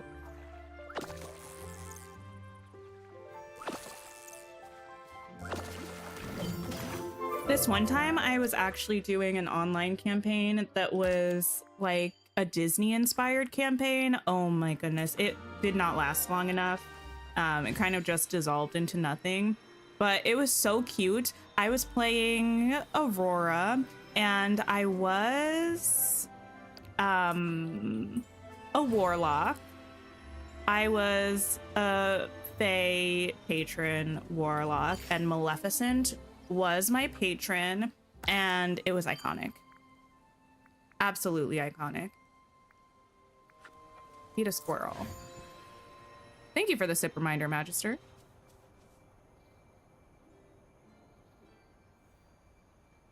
I just remembered I need to finish some a little bit of Infinity Nikki stuff after stream for the season. Where? Oh, they're back here. Or back here? Thanks, Sully. It's lovely to hear you roaring in the background. I need you. Wait, did I actually put it in? Yes, I did. Okay. You love themed campaigns like that? They never last long enough. Yeah. That was Really deep in the depths of the panorama, and it was a group that we didn't know each other. It was just, I can't remember how I found this group, but it was fun while it lasted. Where's a squirrel for me to show my love to?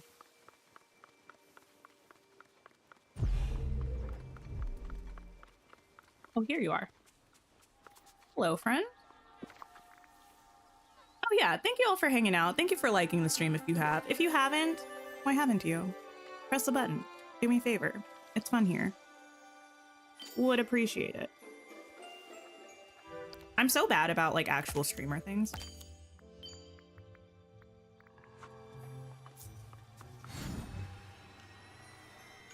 We don't have magic. You know what I've seen? YouTube is rolling out. I don't have it yet. Well, maybe I do, but I don't think so. Y'all can let me know. I don't see it on my end, but I saw it in Steph's stream when we raided Steph yesterday. And I saw it in Savannah's stream when we raided Savannah like last week or something. YouTube is rolling out like a chat leaderboard of some sort. Has anyone seen that? You know what I'm talking about? It's like in chat you can earn points or something, and there's some sort of like rank situation. It seems like YouTube is trying to, I don't mean this in a negative way. Okay, well, you can stay there then. Is trying to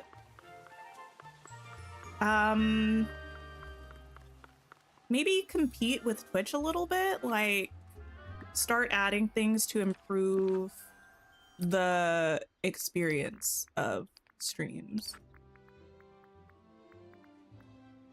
Catch some fish in the glade.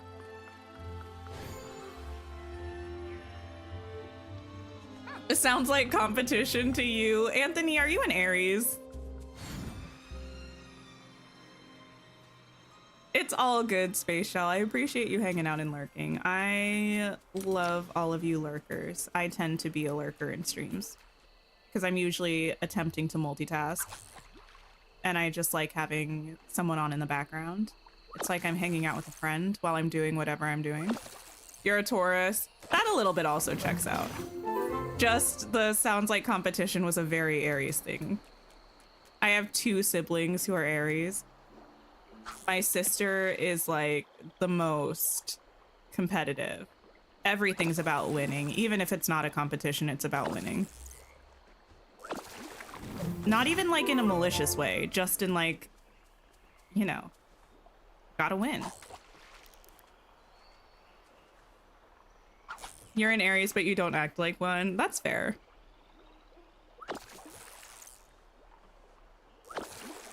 Feels like they've been competing with Twitch for a while now with past updates.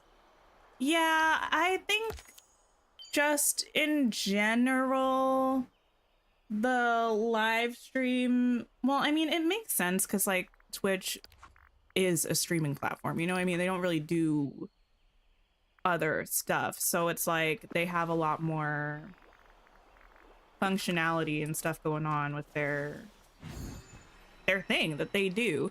And YouTube streaming has not really been their main thing or like their main focus. So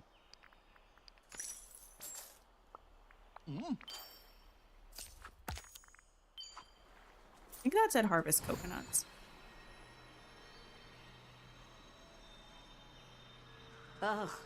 I feel like a lot of times people who watch streams, like that's a big type of content that they like. They do prefer watching Twitch. And I think it's because it tends to be a more,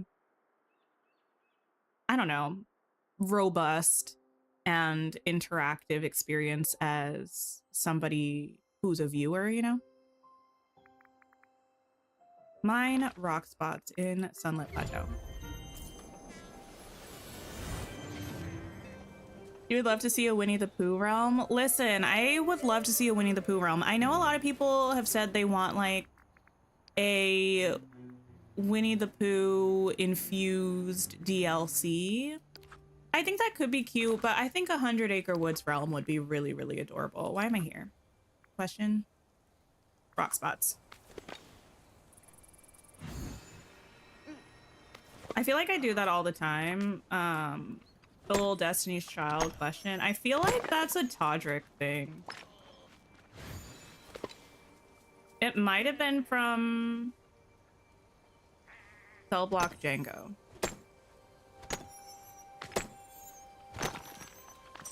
Which, iconic if you haven't seen it.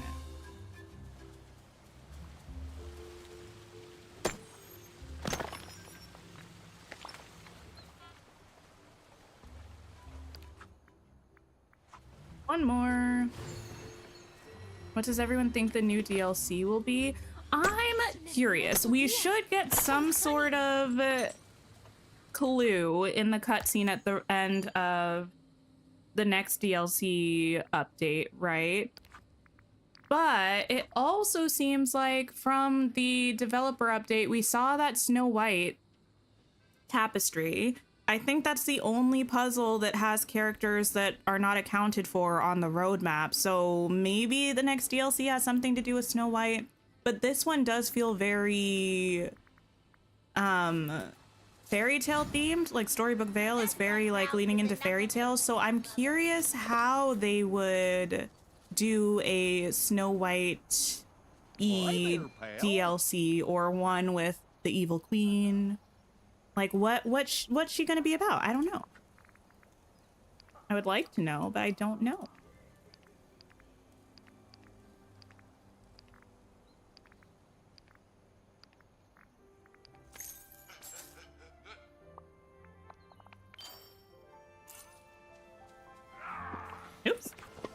I meant to do this. Cook with seafood, feed a sea turtle. Okay. Why did I say turtle like that?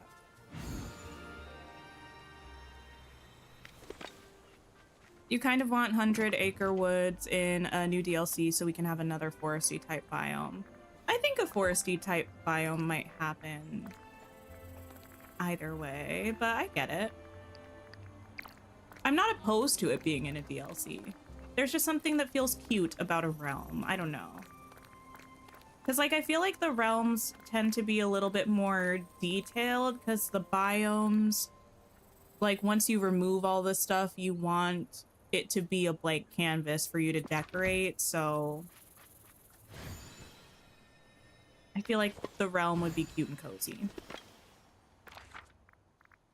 Going down here.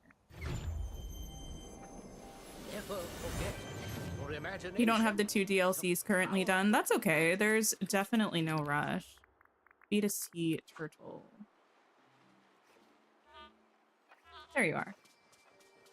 You want Yzma, so you vote they make her the next DLC villain. I feel like I love Yzma. I would like Yzma, but I don't see Yzma as like causing a problem to the point where like we have a DLC where she's like making a mess of things. Like, I don't see her as that kind of a villain. Granted, that's not really the storyline we had with this DLC. Like, I don't think Maleficent is really causing... I mean, she was kind of causing some problems, but, like, I don't know. We shall see, we shall see. Add decorations to the beach. No white locked behind a paywall would cause an uproar, you think? I don't know. I feel like maybe, but I also feel like maybe people have kind of gotten over the whole DLC, people being in it kind of thing. I don't know. Now, if it was not Snow White, Cinderella, I think there would have been, because I think people would still be of the mindset, like, she was in the original game trailers, why are we paying for her, like they were with Rapunzel, which I do think is fair, but I don't know. Do I have theories for the next DLC? No. I don't really like theorizing when I have nothing to go off of. I don't think it's as fun for me to just try to come up with something out of nowhere. Once I have like a little bit of something to go off of, I love theorizing. Otherwise, it feels kind of pointless to me, like a little bit of a waste of my energy. Feed a sunbird. Do I have any flowers? No. Okay. Yzma and Kronk would bring you joy. I'm not a Kronk lover. I know, I feel like everyone loves Kronk. I feel bad. I'm sorry. He's just not my man like that. He's fine.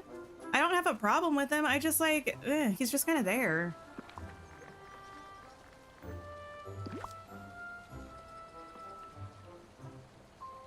We could have both DLC and a realm. No, you're actually right though. You're real right. Maybe we could have like Tigger in a DLC, and then we could have like Pooh and Piglet, although I'm a little bit of Piglet hater. We could have Pooh and Piglet in a realm, or we could have Eeyore in a DLC. No, I feel like it would be Tigger. Who needs Piglet anyway? We have Tigger in a DLC, and then we get Pooh and Eeyore in a realm. That's my vote. You want Hook and Smee, so you're hoping for something sailing in islands. I feel like Hook could be a DLC character. I don't know when, but sometime. You love Kronk so much, but it's just because you love the voice. I love the voice. Kronk is a fun character. I just like feel like Yzma's my girl. Like, she's the one I'm a stan of. And I feel like for most people, Kronk's the one they're a stan of. You can see Captain Hook in a DLC. Yeah, for sure. I really do hope we get Wendy at some point, though. And the boys. It really is the boys. Oh, I still have to cook with seafood. I never did.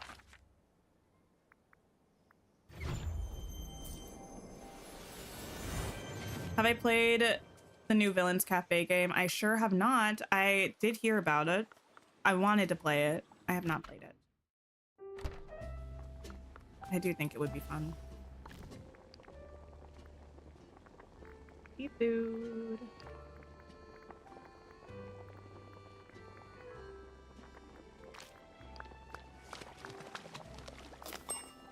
Not a lot of villains left with main antagonist energy. True. That being said, I would kind of like to see some DLC plots that aren't like built around bad guys being bad, you know?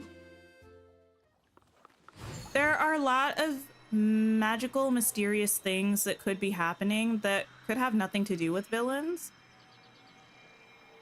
And I think I'd like to see something like that in the next DLC even. Switch it up. Or if not this one, the one after that, you know? I don't have anything wrong with villains being villainous, but just for a little variety.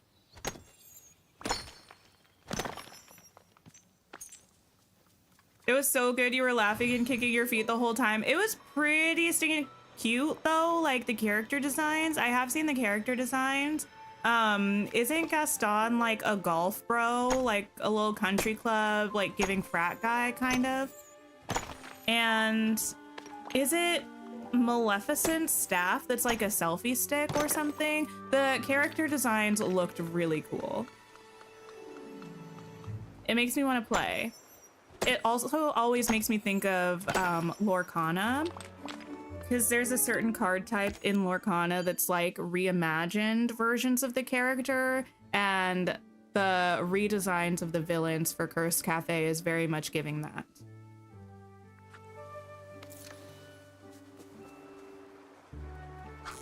Oh, I should have told my sister to bring Lorcana here. My sister lives like an hour away from me, but she's house sitting down the street. She should have brought her Lorcana card so we could play. You're still holding out hope, Tink is in Skull Rock. Gummy Bear Kiss. Never say never, but I fear that it's never happening. And by never, I mean not in this update. I feel like there's pretty much zero chance that they would not be hyping that up.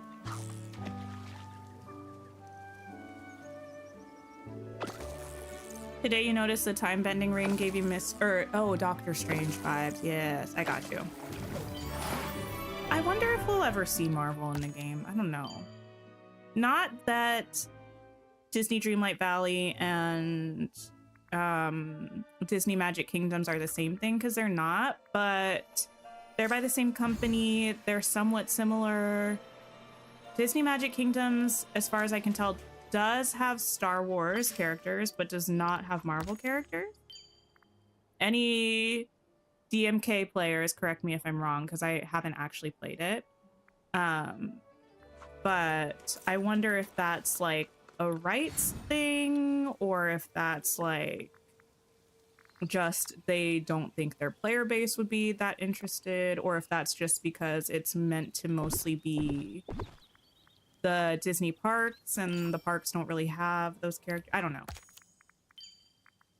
I could not tell you. Where do I have my coffee beans? It might be down on the beach.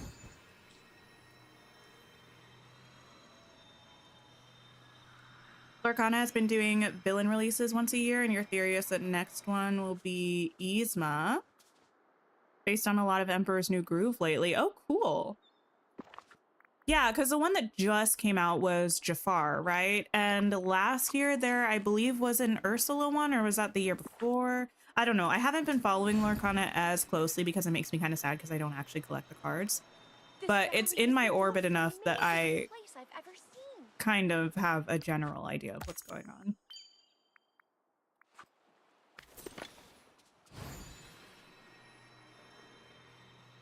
mentioning Lorcana because of my sister is the reason you found out it existed and now you have too many cards. My sister will love to hear that.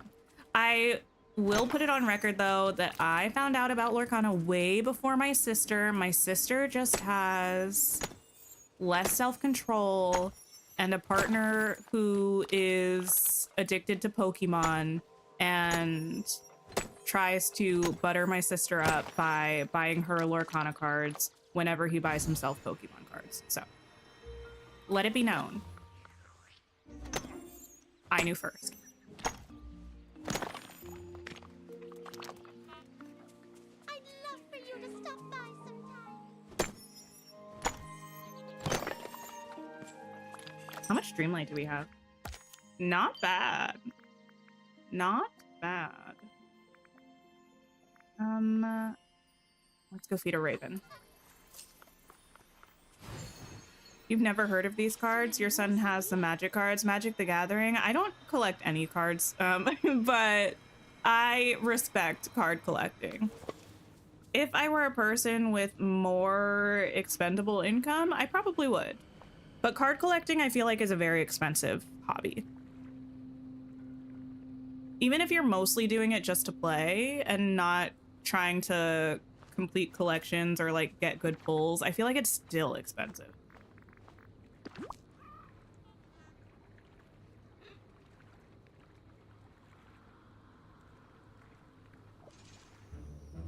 There you go, buddy. I hope you enjoyed your herring.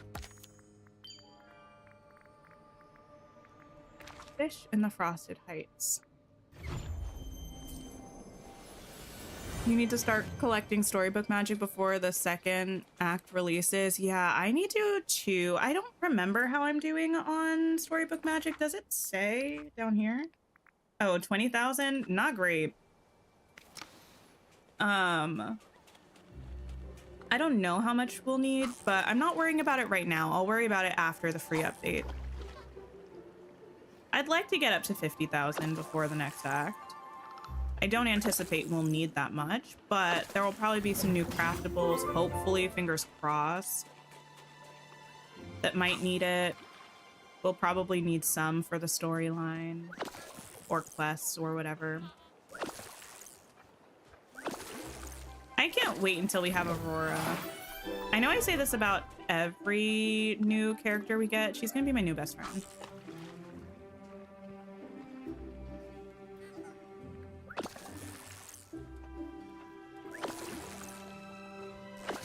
Is there anything else I needed to do for the update? Oh, I was gonna make sure I had houses in the right place, but I think they should be fine. I think maybe the only one I might need to move is the purple cottage that I used for the camouflage dream snap. I think I need to move that back here. Not that this area is decorated, so it doesn't really matter.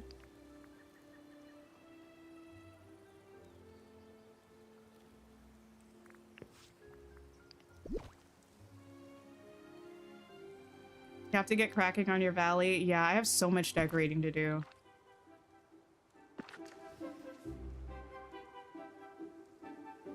I'll probably add craftables because they're adding story puzzles. I need craftables that aren't tied to the puzzles, though. There aren't going to be enough puzzles for the amount of new craftables that we should get, in my opinion. I love the aesthetics of Storybook Vale. I love the characters, but it is sorely lacking compared to Rift in Time in the craftables department, and the mini game has way less replayability, If you smell something, which I think should be rectified in the next DLC. Give us a mini game with more replayability, please. And give us the paths. That is truly unacceptable. How are you going to give us a new map with new biomes with new paths in them on the ground that I can see with my two little eyeballs? How are you going to give us that and not give us the ability to actually craft the paths? And it's one thing to be like, okay, well, they'll add it in the second act. We don't know that for sure. They might. I hope they do. But Where did I the put reality my of the situation is I've been trying to decorate that place for 6 months already. I should have had the path. Give it to us in the first update like you did with Rift in Time. Please. Thank you.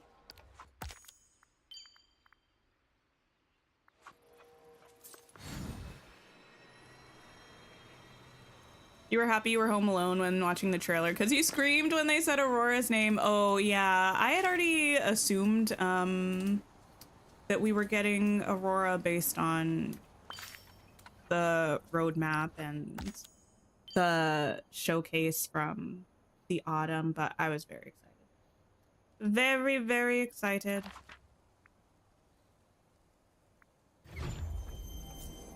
Your DDB hot take is that you don't like Storybook Vale, like the map or the DLC as a whole? The spiky iron fence is so expensive to craft. Oh yes, welcome to the party, Anthony. The we need too much iron party.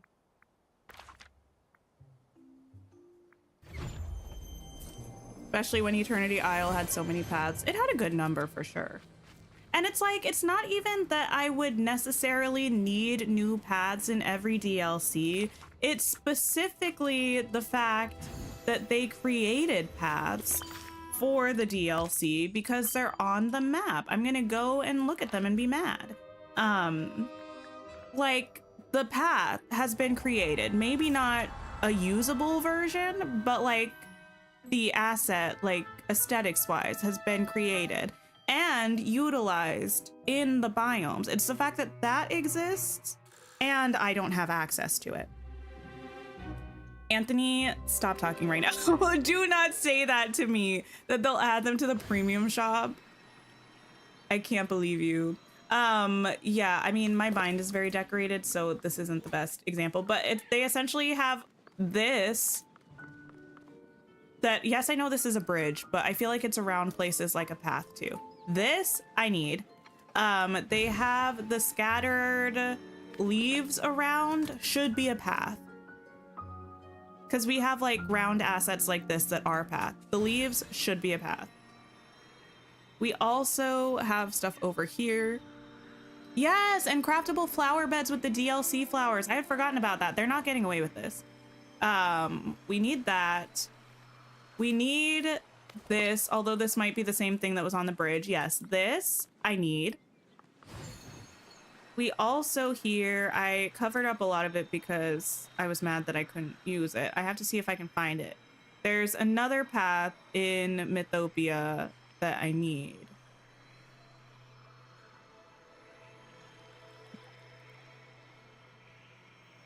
Where are you? Oh, this like cobblestoney one. And this one that's also different than the other one. This cobblestoney one, this tile one, the other tile one. Need. I don't actually remember if there are any in Ever After. The map is pretty, but you haven't liked any of the story and it doesn't seem worth the same price as Eternity Isle content-wise. I will say, I think looking at what is actually included, it's giving Rift in Time is better bang for your buck. Storybook Vale is just shiny and pretty. Like, I still enjoy Storybook Vale. I do. I'm not trying to hate on Storybook Vale at all, but it does seem like you're getting less for your money than Rift in Time. Oh, I want this checkered grass as a path. I feel like we need that.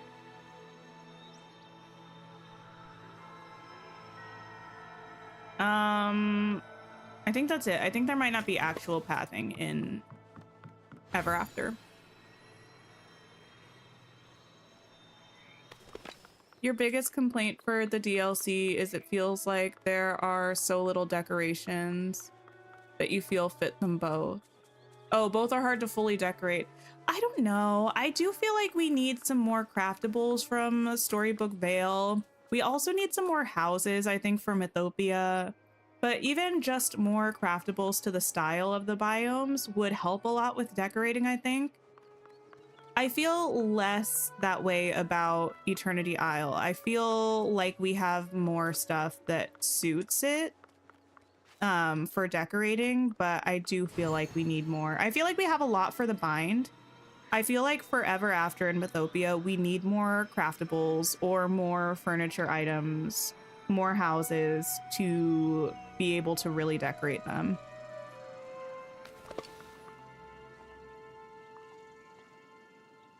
By the end of this roadmap, we'll have all the characters from Rift in Time board game except Forky. Ah, listen, if we go back to the Toy Story realm and we don't get Bo Peep and Jessie, Gameloft will be hearing from my attorney. I don't know what to tell you. Like, if we get Forky before we get Bo Peep and Jessie, what are we even doing?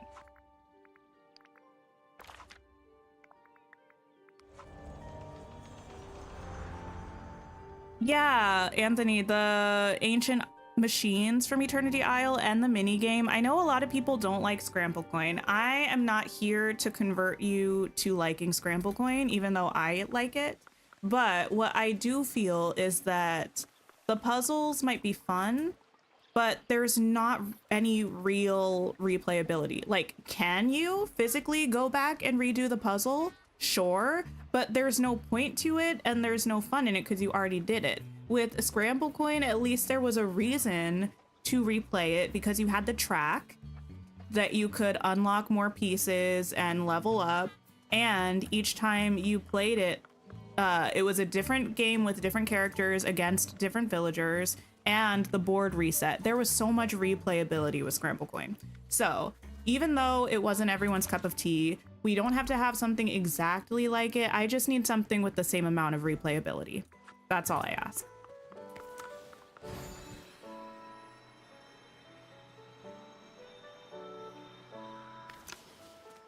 You're hoping we get more stuff in the second half, and we might. I'm really only speaking off of what we have in the first half. But if the first half and the second half are consistent in like the amount of content that we get, it's giving less value than Rift in Time to me.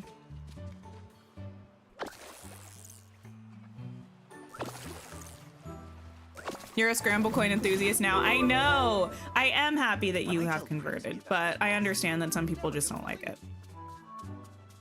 You don't dislike Scramble Coin, you just wish it didn't crash so often. I don't think I've had crashing problems with it, but I also haven't played in a while. But it was very laggy on my Switch. I need to have a daily discussion. Luckily, wait, Eric, stop running away right when I need you, actually. Rude. Poison Bloom, hello, how are you? I'm doing pretty fabulously. You prefer Storybook Vale to decorate over Eternity Isle? I think Storybook Vale feels prettier to me. It feels more fantasy, which is kind of a vibe that I really like in this game. Like, if we're gonna do a Disney game, make it fantasy. You know what I mean?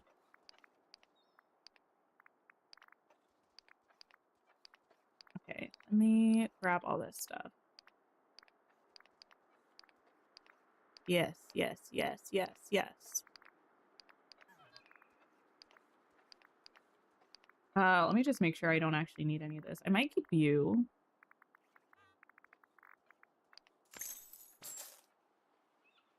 You're excited for Clippy's cousin, the Quill that runs the Veil. Yeah, actually, that looks so cute. The little Quill at the office desk. You just get the no sound glitch every so often with Scramble Coin. Yeah, I have definitely had that one. I have. Oh, there you are, Eric.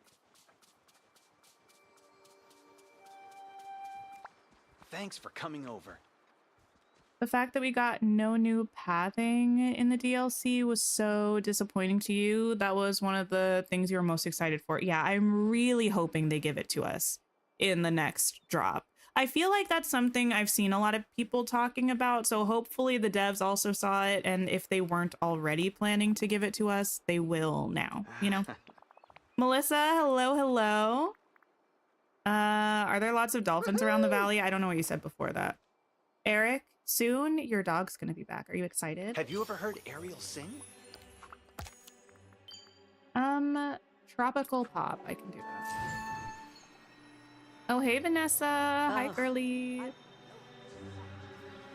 You feel like every day you add to your list of wants for Dreamlight Valley? I feel like it's fun, though. You're excited to see what the community dragon will look like. Did they say when that was coming to the game? I feel like it'll probably be a while, but I guess it will be exciting. Tropical. It's gonna be so floral. It's gonna be like aggressively floral. I just needed, yes, a nice 5-star. Thank you.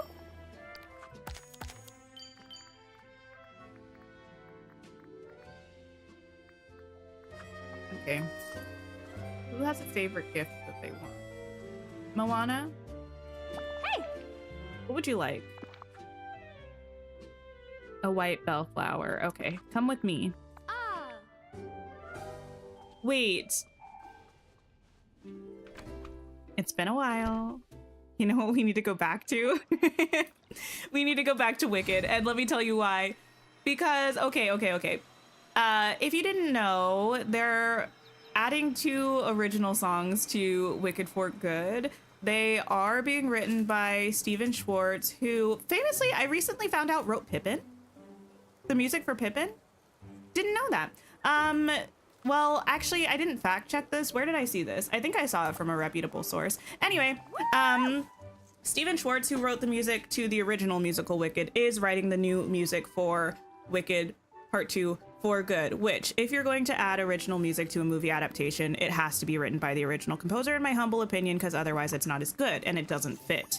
Like, sound-wise, it doesn't fit story-wise usually, so excited that he's writing it. But famously, in Wicked Part 1, in the score of the movie, they add a lot of musical motifs from songs from the second act. Most notably, the Couldn't Be Happier melody from Thank Goodness is at the train station when Elphaba's getting ready to go to the Emerald City. Also, the Who Can Say, wait, no, is that the melody? No, it's the I Have Been Changed melody from For Good, is all over the movie. Anytime Glinda and Elphaba are together, it's playing that little musical melody. I'm super curious to hear the new original songs from Wicked for Good, and then watch Wicked again and see if there are any musical motifs from the new original songs. Oh my goodness, it's gonna be so fun. It's gonna be like a little musical scavenger hunt. I cannot wait. Because I feel like they added Max just to justify Eric. I don't think so, because it's years later. But Eric has been talking about Max for years, so I feel like it needed to happen, and it's good that it's happening now. The weird house in the Forgotten Lands to be movable. Wait, the tree house? I wouldn't mind more story there. In that locale. I highly doubt that it will ever be movable because of the way that it functions in the game, but I wouldn't be mad at it. We're gonna have so much to do in game from next week. Your decorating will have to take a step back. We're gonna have stuff on stuff on stuff. And then 3 weeks after, we're gonna have the DLC update. It's gonna be a busy time in the valley. Hi, Chevy. Hello, hello.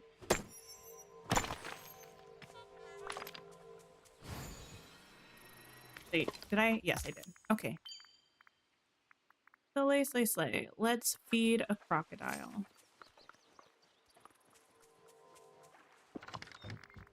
Lobster, thank you. Real question is what... Wait, will they update Eric's dialogue if you purchase Max? They probably will. It said something about look out for Max interacting with Ariel and Eric or something. That is intriguing to me. I don't know how that's gonna work, but I would like to see it. I saw one of the crocs back here behind this house.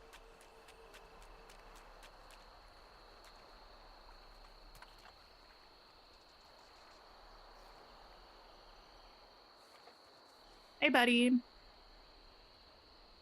Does that mean we'll eventually get LeFou too? Maybe. I can't say I'm desperately in need of LeFou. I think he can wait. Yeah. So when PS5 crossplay comes, can someone visit your valley and give items? I think so. It seems like it.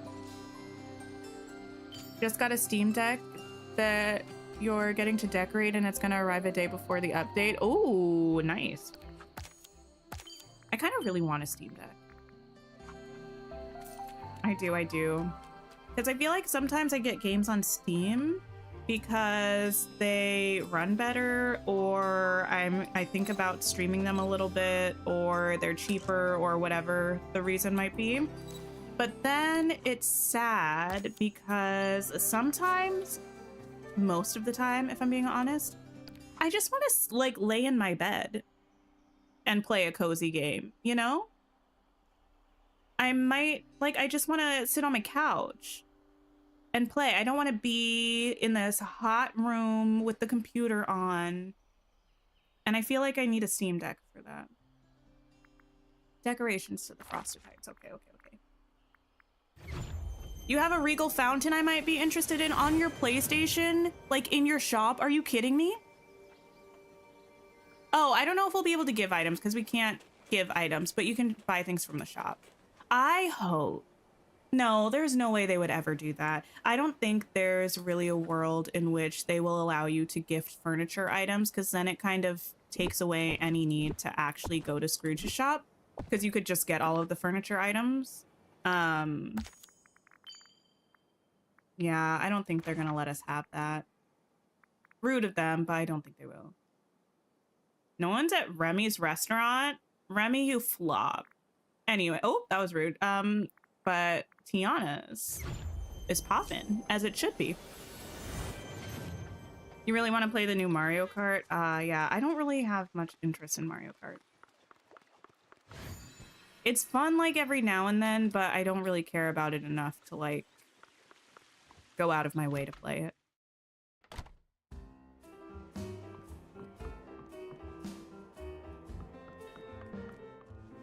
You do not regret your Steam Deck purchase? Yeah, and it's like cheaper than the new Switch, right?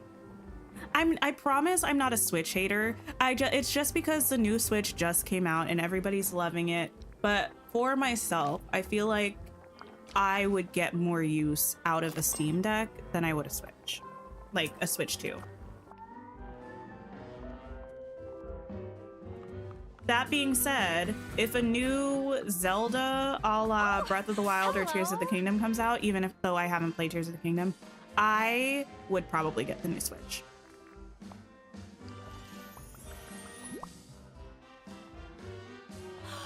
So if you own the fountain, I can't craft it in your valley. No, the only way I would be able to get it from you is if it was in your Scrooge shop, in your main valley, like on display for purchase. Then I would be able to come and buy it from you. Catch some seafood. You leave for Spain the day before the update, so you'll have to wait till you're home. That's okay. Just either completely avoid spoilers or watch a lot of content, depending on how you feel about spoilers. And then have a great time in Spain. Sounds fun. And have a great time when you get back doing the update. The knockout races in Mario Kart are so addicting. Honestly, the last time I played Mario Kart was probably 15 years ago. It's been so long.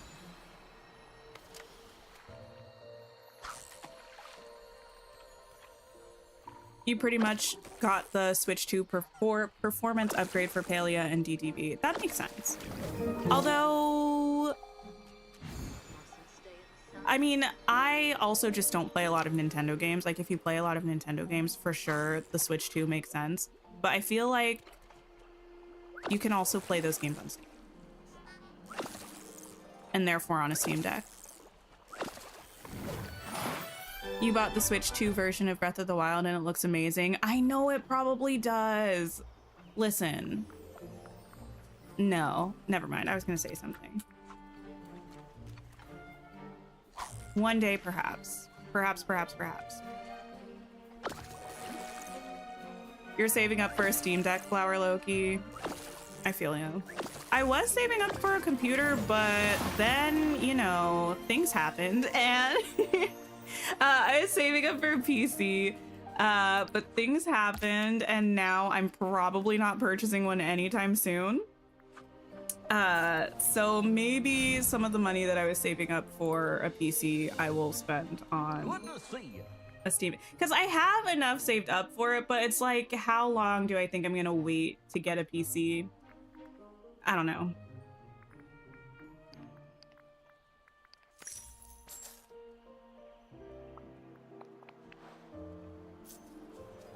Wait, what is 6 years old now, Anthony?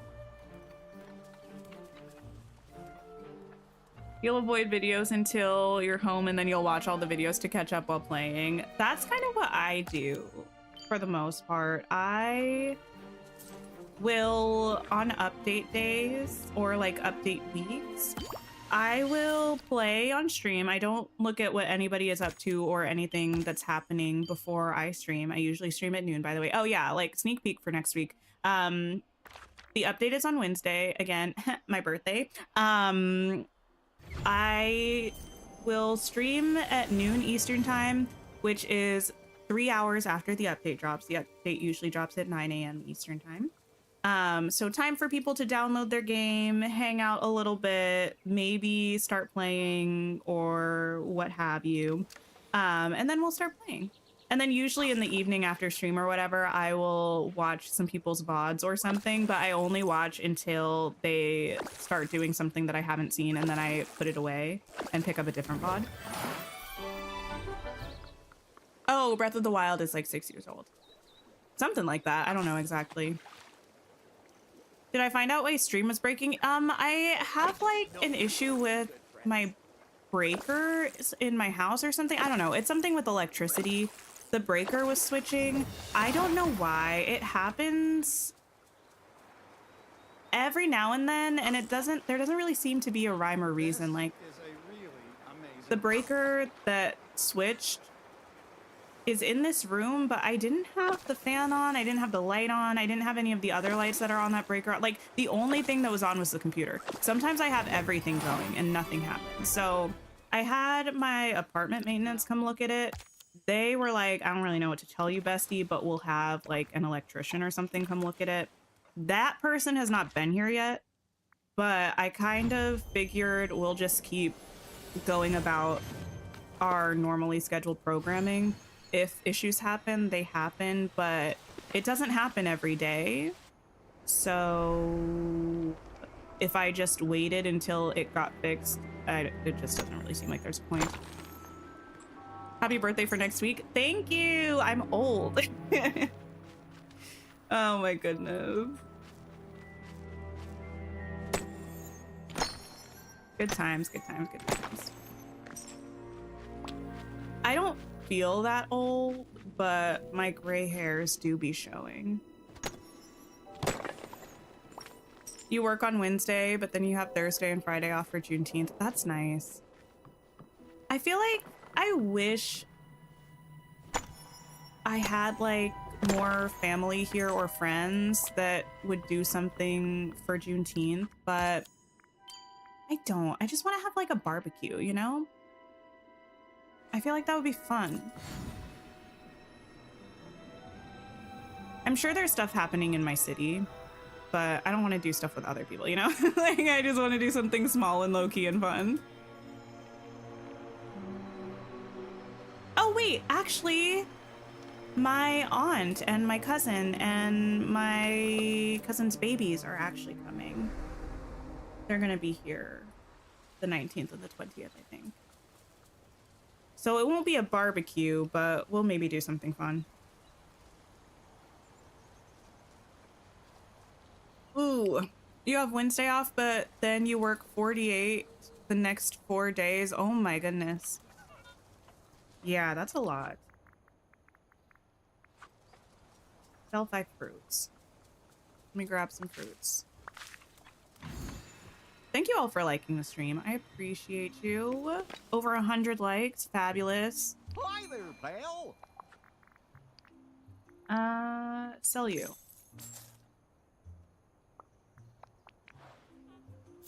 Your birthday is June 20th. Happy early birthday. We love a June birthday. We especially love a June Gemini.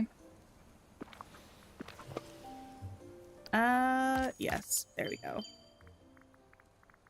Sell vegetables. I don't have any of those. I don't really want to plant any. Who's around? Gaston, it's your lucky day. You happen to be here, so you are the lucky recipient of gold.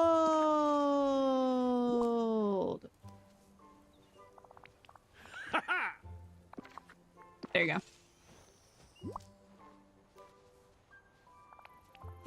Your birthday was June 8th. Happy belated.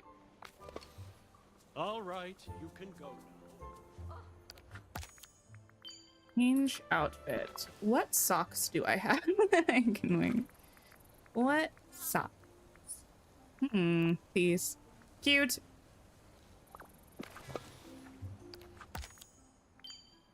Some decorations to the forest. Wait, how are we doing? It would be cute if we could get to 60,000. I forgot Mike is allowed out. You haven't been annoying me though, so good job, Mike. You can stay. You're not banished. You know what I think about sometimes when I hide villagers? I think about that one episode of Sunny with a Chance where, what's his name? It's giving Chad, but I can't remember whether that's the character's name or the actor's name or just the energy of the character. You know, the guy that's on the teen drama, blonde, swoopy hair, romance with Sunny. Anyway, he's talking about his set or whatever, and he's got like a ban wall. It is Chad. Look at me. He's got like a ban wall, and he is like, this person banned, this person banned, Zac Efron banned. He's like, wait, why is Zac Efron banned? He's like, no reason. I just feel like it would be nice if he ever came by. And he's like, oh, can I come in? And I'm like, no, you're banned. Sorry, you're banned. I just like saying I banned Zac Efron. Chad Dylan Cooper is hilarious. I did not remember that was his full name, but I love that. I need to feed another raccoon. I think I fed the red one. Let me get a blueberry and feed another one. Oops.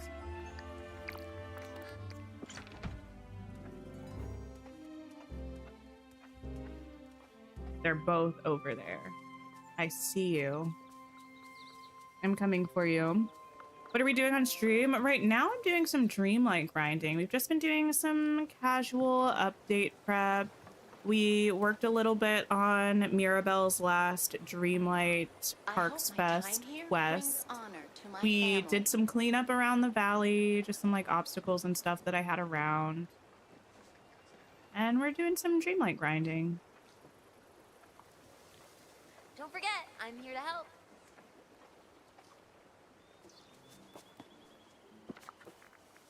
You don't know why you still remember his name. I watched a lot of Sunny with a Chance. I'm surprised that I didn't remember his name, to be honest. You know what I have beef with? It just reminded me because it's the actor that plays him. A movie that I could never get behind is unfortunately Starstruck. The best thing about Starstruck is the song Something About the Sunshine, which isn't even sung by like a person in the song. It's just a soundtrack song. It's just like B-roll footage song, but it's so good. The worst thing about the Starstruck movie, either the scene on the beach where the actress, I'm pretty sure that's the actress that plays like Davina or whatever her name is in the originals, which maybe says a lot. Maybe I just am not a fan of that actress. I don't really know. the scene where she's on the beach trying to tell him off. She wants to be Bridget Mendler or Sophia Carson so badly in their iconic dramatic scenes. It doesn't quite do that for me. That flop, other flop is when Chad Dylan Cooper, but make him a pop star, is meant to be singing an acoustic set, and it's got auto-tune and backing vocals. He's just playing with an acoustic guitar, but yeah, that atrocious.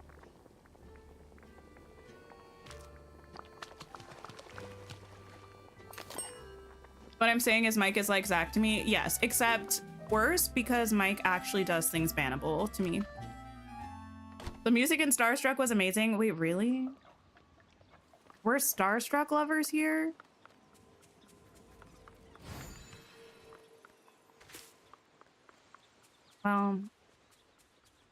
Anyway. You know what the music is really good in? Lemonade Mouth. In Lemonade Mouth, oh my goodness, I just kicked my router. My stream might go out, but I think we're okay. The music in Lemonade Mouth, specifically like the rival band song, Don't You Wish You Were Us? They were really like speaking to me on a spiritual level. They said, my girl is hotter than your girl. You know it, you know it. They said, you ride the pine for 9 now. You blew it, you blew it. You know? It's so good.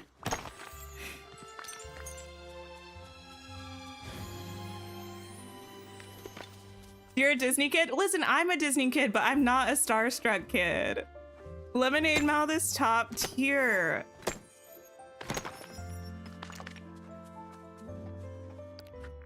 One more rock spot. I can do this.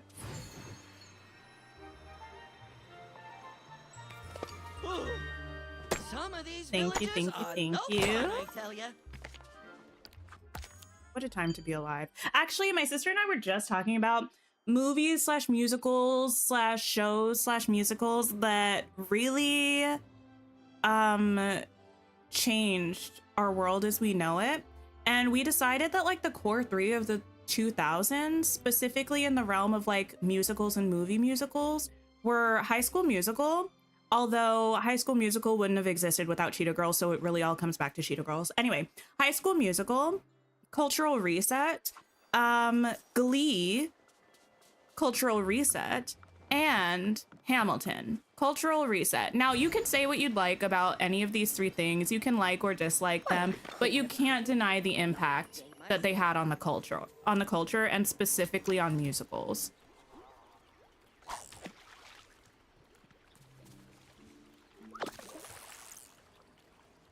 Lemonade Mouth was amazing. You just watched it with your nieces 2 days ago. It was pretty solid. It also had many twists and turns. Like, what do you mean her dad is in jail? I guess that's a spoiler. Sorry. I don't usually say any spoilers. I feel like it's not actually that important of a spoiler.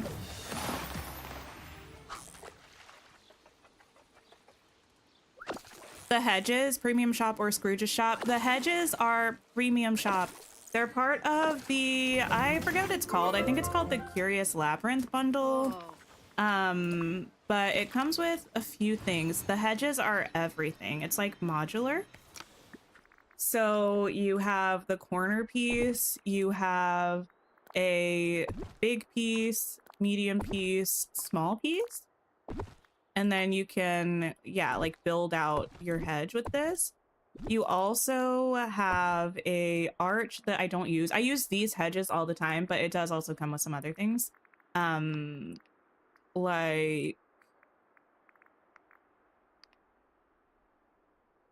this archway that does say Curious Labyrinth on one side, but it's blank on the other. Stunning, stunning. It also comes with this fountain that's really weird. I don't like this fountain, but it can live its life. It comes with this giant Cheshire topiary and this little caterpillar. But the hedges are everything. I use them all the time. Oh, your arcade version. Yeah, I'm sorry. They are from the shop.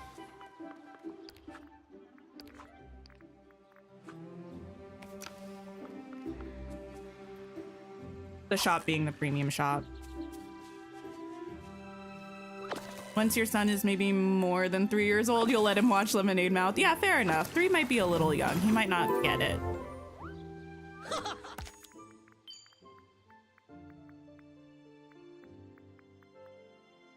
Cook with seafood.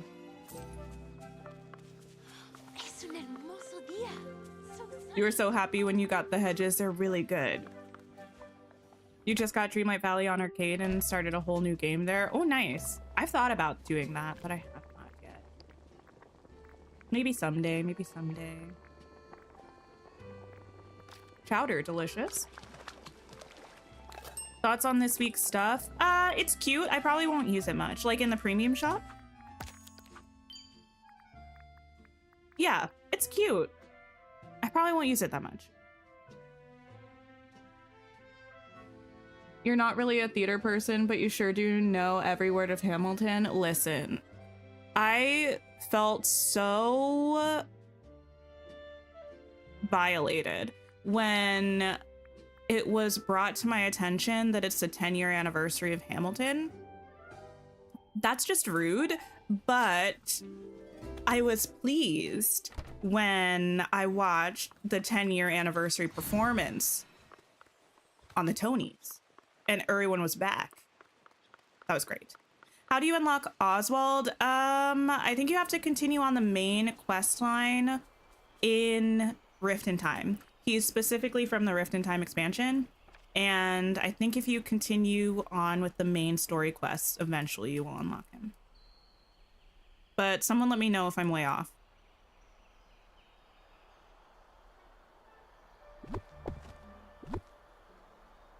You got the Ladybug pack, but you're still thinking on the Bug's Life one. Gotcha, gotcha. Yeah, the fact that the Bug's Life one is the glider, or is not what? That the Ladybug backpack is a glider is kind of cute. You saved your Moonstones because you know next week you'll need them. We're broke. We're broke. But actually there is no but. I was like, but no, there is no but. We're voting on the little camouflage outfit thing. That's probably not gonna be my best week. Oh, there is a but. It's a bad but it is a but. There will probably be another Moonstone pack that I will want to purchase. So I guess yay for more Moonstones, boo for real money, something like that. Anyway, the Ladybug backpack is cute, Kitty. Did you see that it's a glider? I'm not sure if you were around then, but it is, in fact, a glider. Let me put my hair up. The way I almost went with the Bantu knots, but that's diabolical. It opens and you fly like a little ladybug. So cute.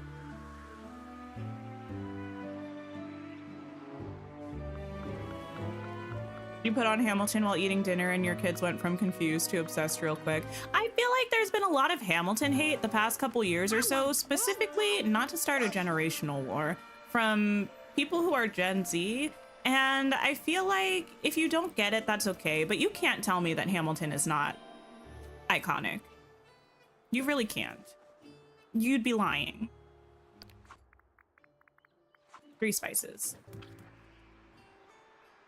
You're scared you won't be able to complete the next star path because you haven't gotten the Skull Rock storyline done. Well, I think you'll have time though. The star path is usually what, like 40-ish days? So you'll have time to work on that main quest stuff. Yeah, because you probably will have to do something with Peter and or the Forgotten in the next star path. That's usually how it goes. Sell a mineral.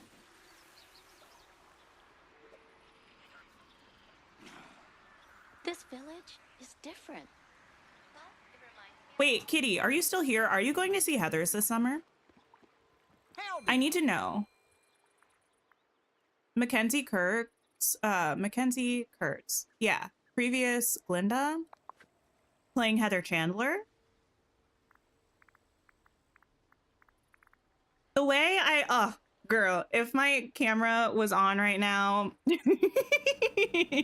I would give you all an unasked for rendition of Candy Store choreo and all.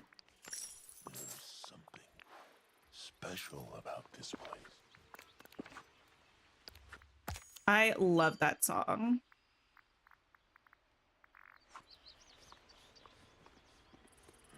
How's it going? You love history and musicals, and Hamilton is your fave. Do you like Six? I feel like history and musicals fans tend to like Six. I like the music in Six. I would not say Six is like my favorite musical. I did go and see it. It was fun. It feels like a cute little concert, which is kind of like the idea. But I like a musical with a bit more story usually, but the song's iconic. No Way, go-to karaoke song. So is What a perfect day. the way I'm trying to conjure this song. Oh, I can't remember. Cleave's song in Six. Anyway, love that song. Okay, we're going to wrap up. Let me get rid of these light posts.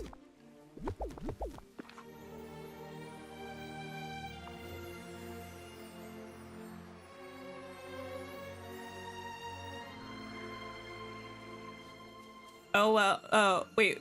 Oh no, well time. Yeah, well time is coming up. And we're actually in the valley today, which means we can actually be by the well. I feel like last time we did crash, but the time before that, I feel like we were not at the well. So many light posts. I will see if anybody else is playing though, doing anything interesting, so we can go share some love. Don't forget to like the stream. There are a lot of you here. The here to likes ratio is very off. So we should probably fix that. And let me see who's playing. I, in theory, won't be back. In practice, I might, because it's been a light stream week because of technical difficulty shenanigans. Let me see who's playing. So maybe I'll try to be here and play some Paleia. Or maybe we'll try to be here and check out the Infinity Nikki update when that actually happens. You know what? Let's go see. Is anyone playing Dreamlight Valley that I don't know? I don't see anyone playing that I know. Hello? Would you like to type, please? Dreamlight? Oh, I do know you. Okay. Hot Cocoa Collective. Final reset before update. Did I get 4K Moonstones? Please go see Hot Cocoa Collective and share some love and hang out for a little bit. And I will see you all. Would my OBS like to transition? I will see you all soon. Don't forget to like the stream on your way out. I hope you all have a wonderful rest of your day or night, and I'll see you soon. Goodbye, friends.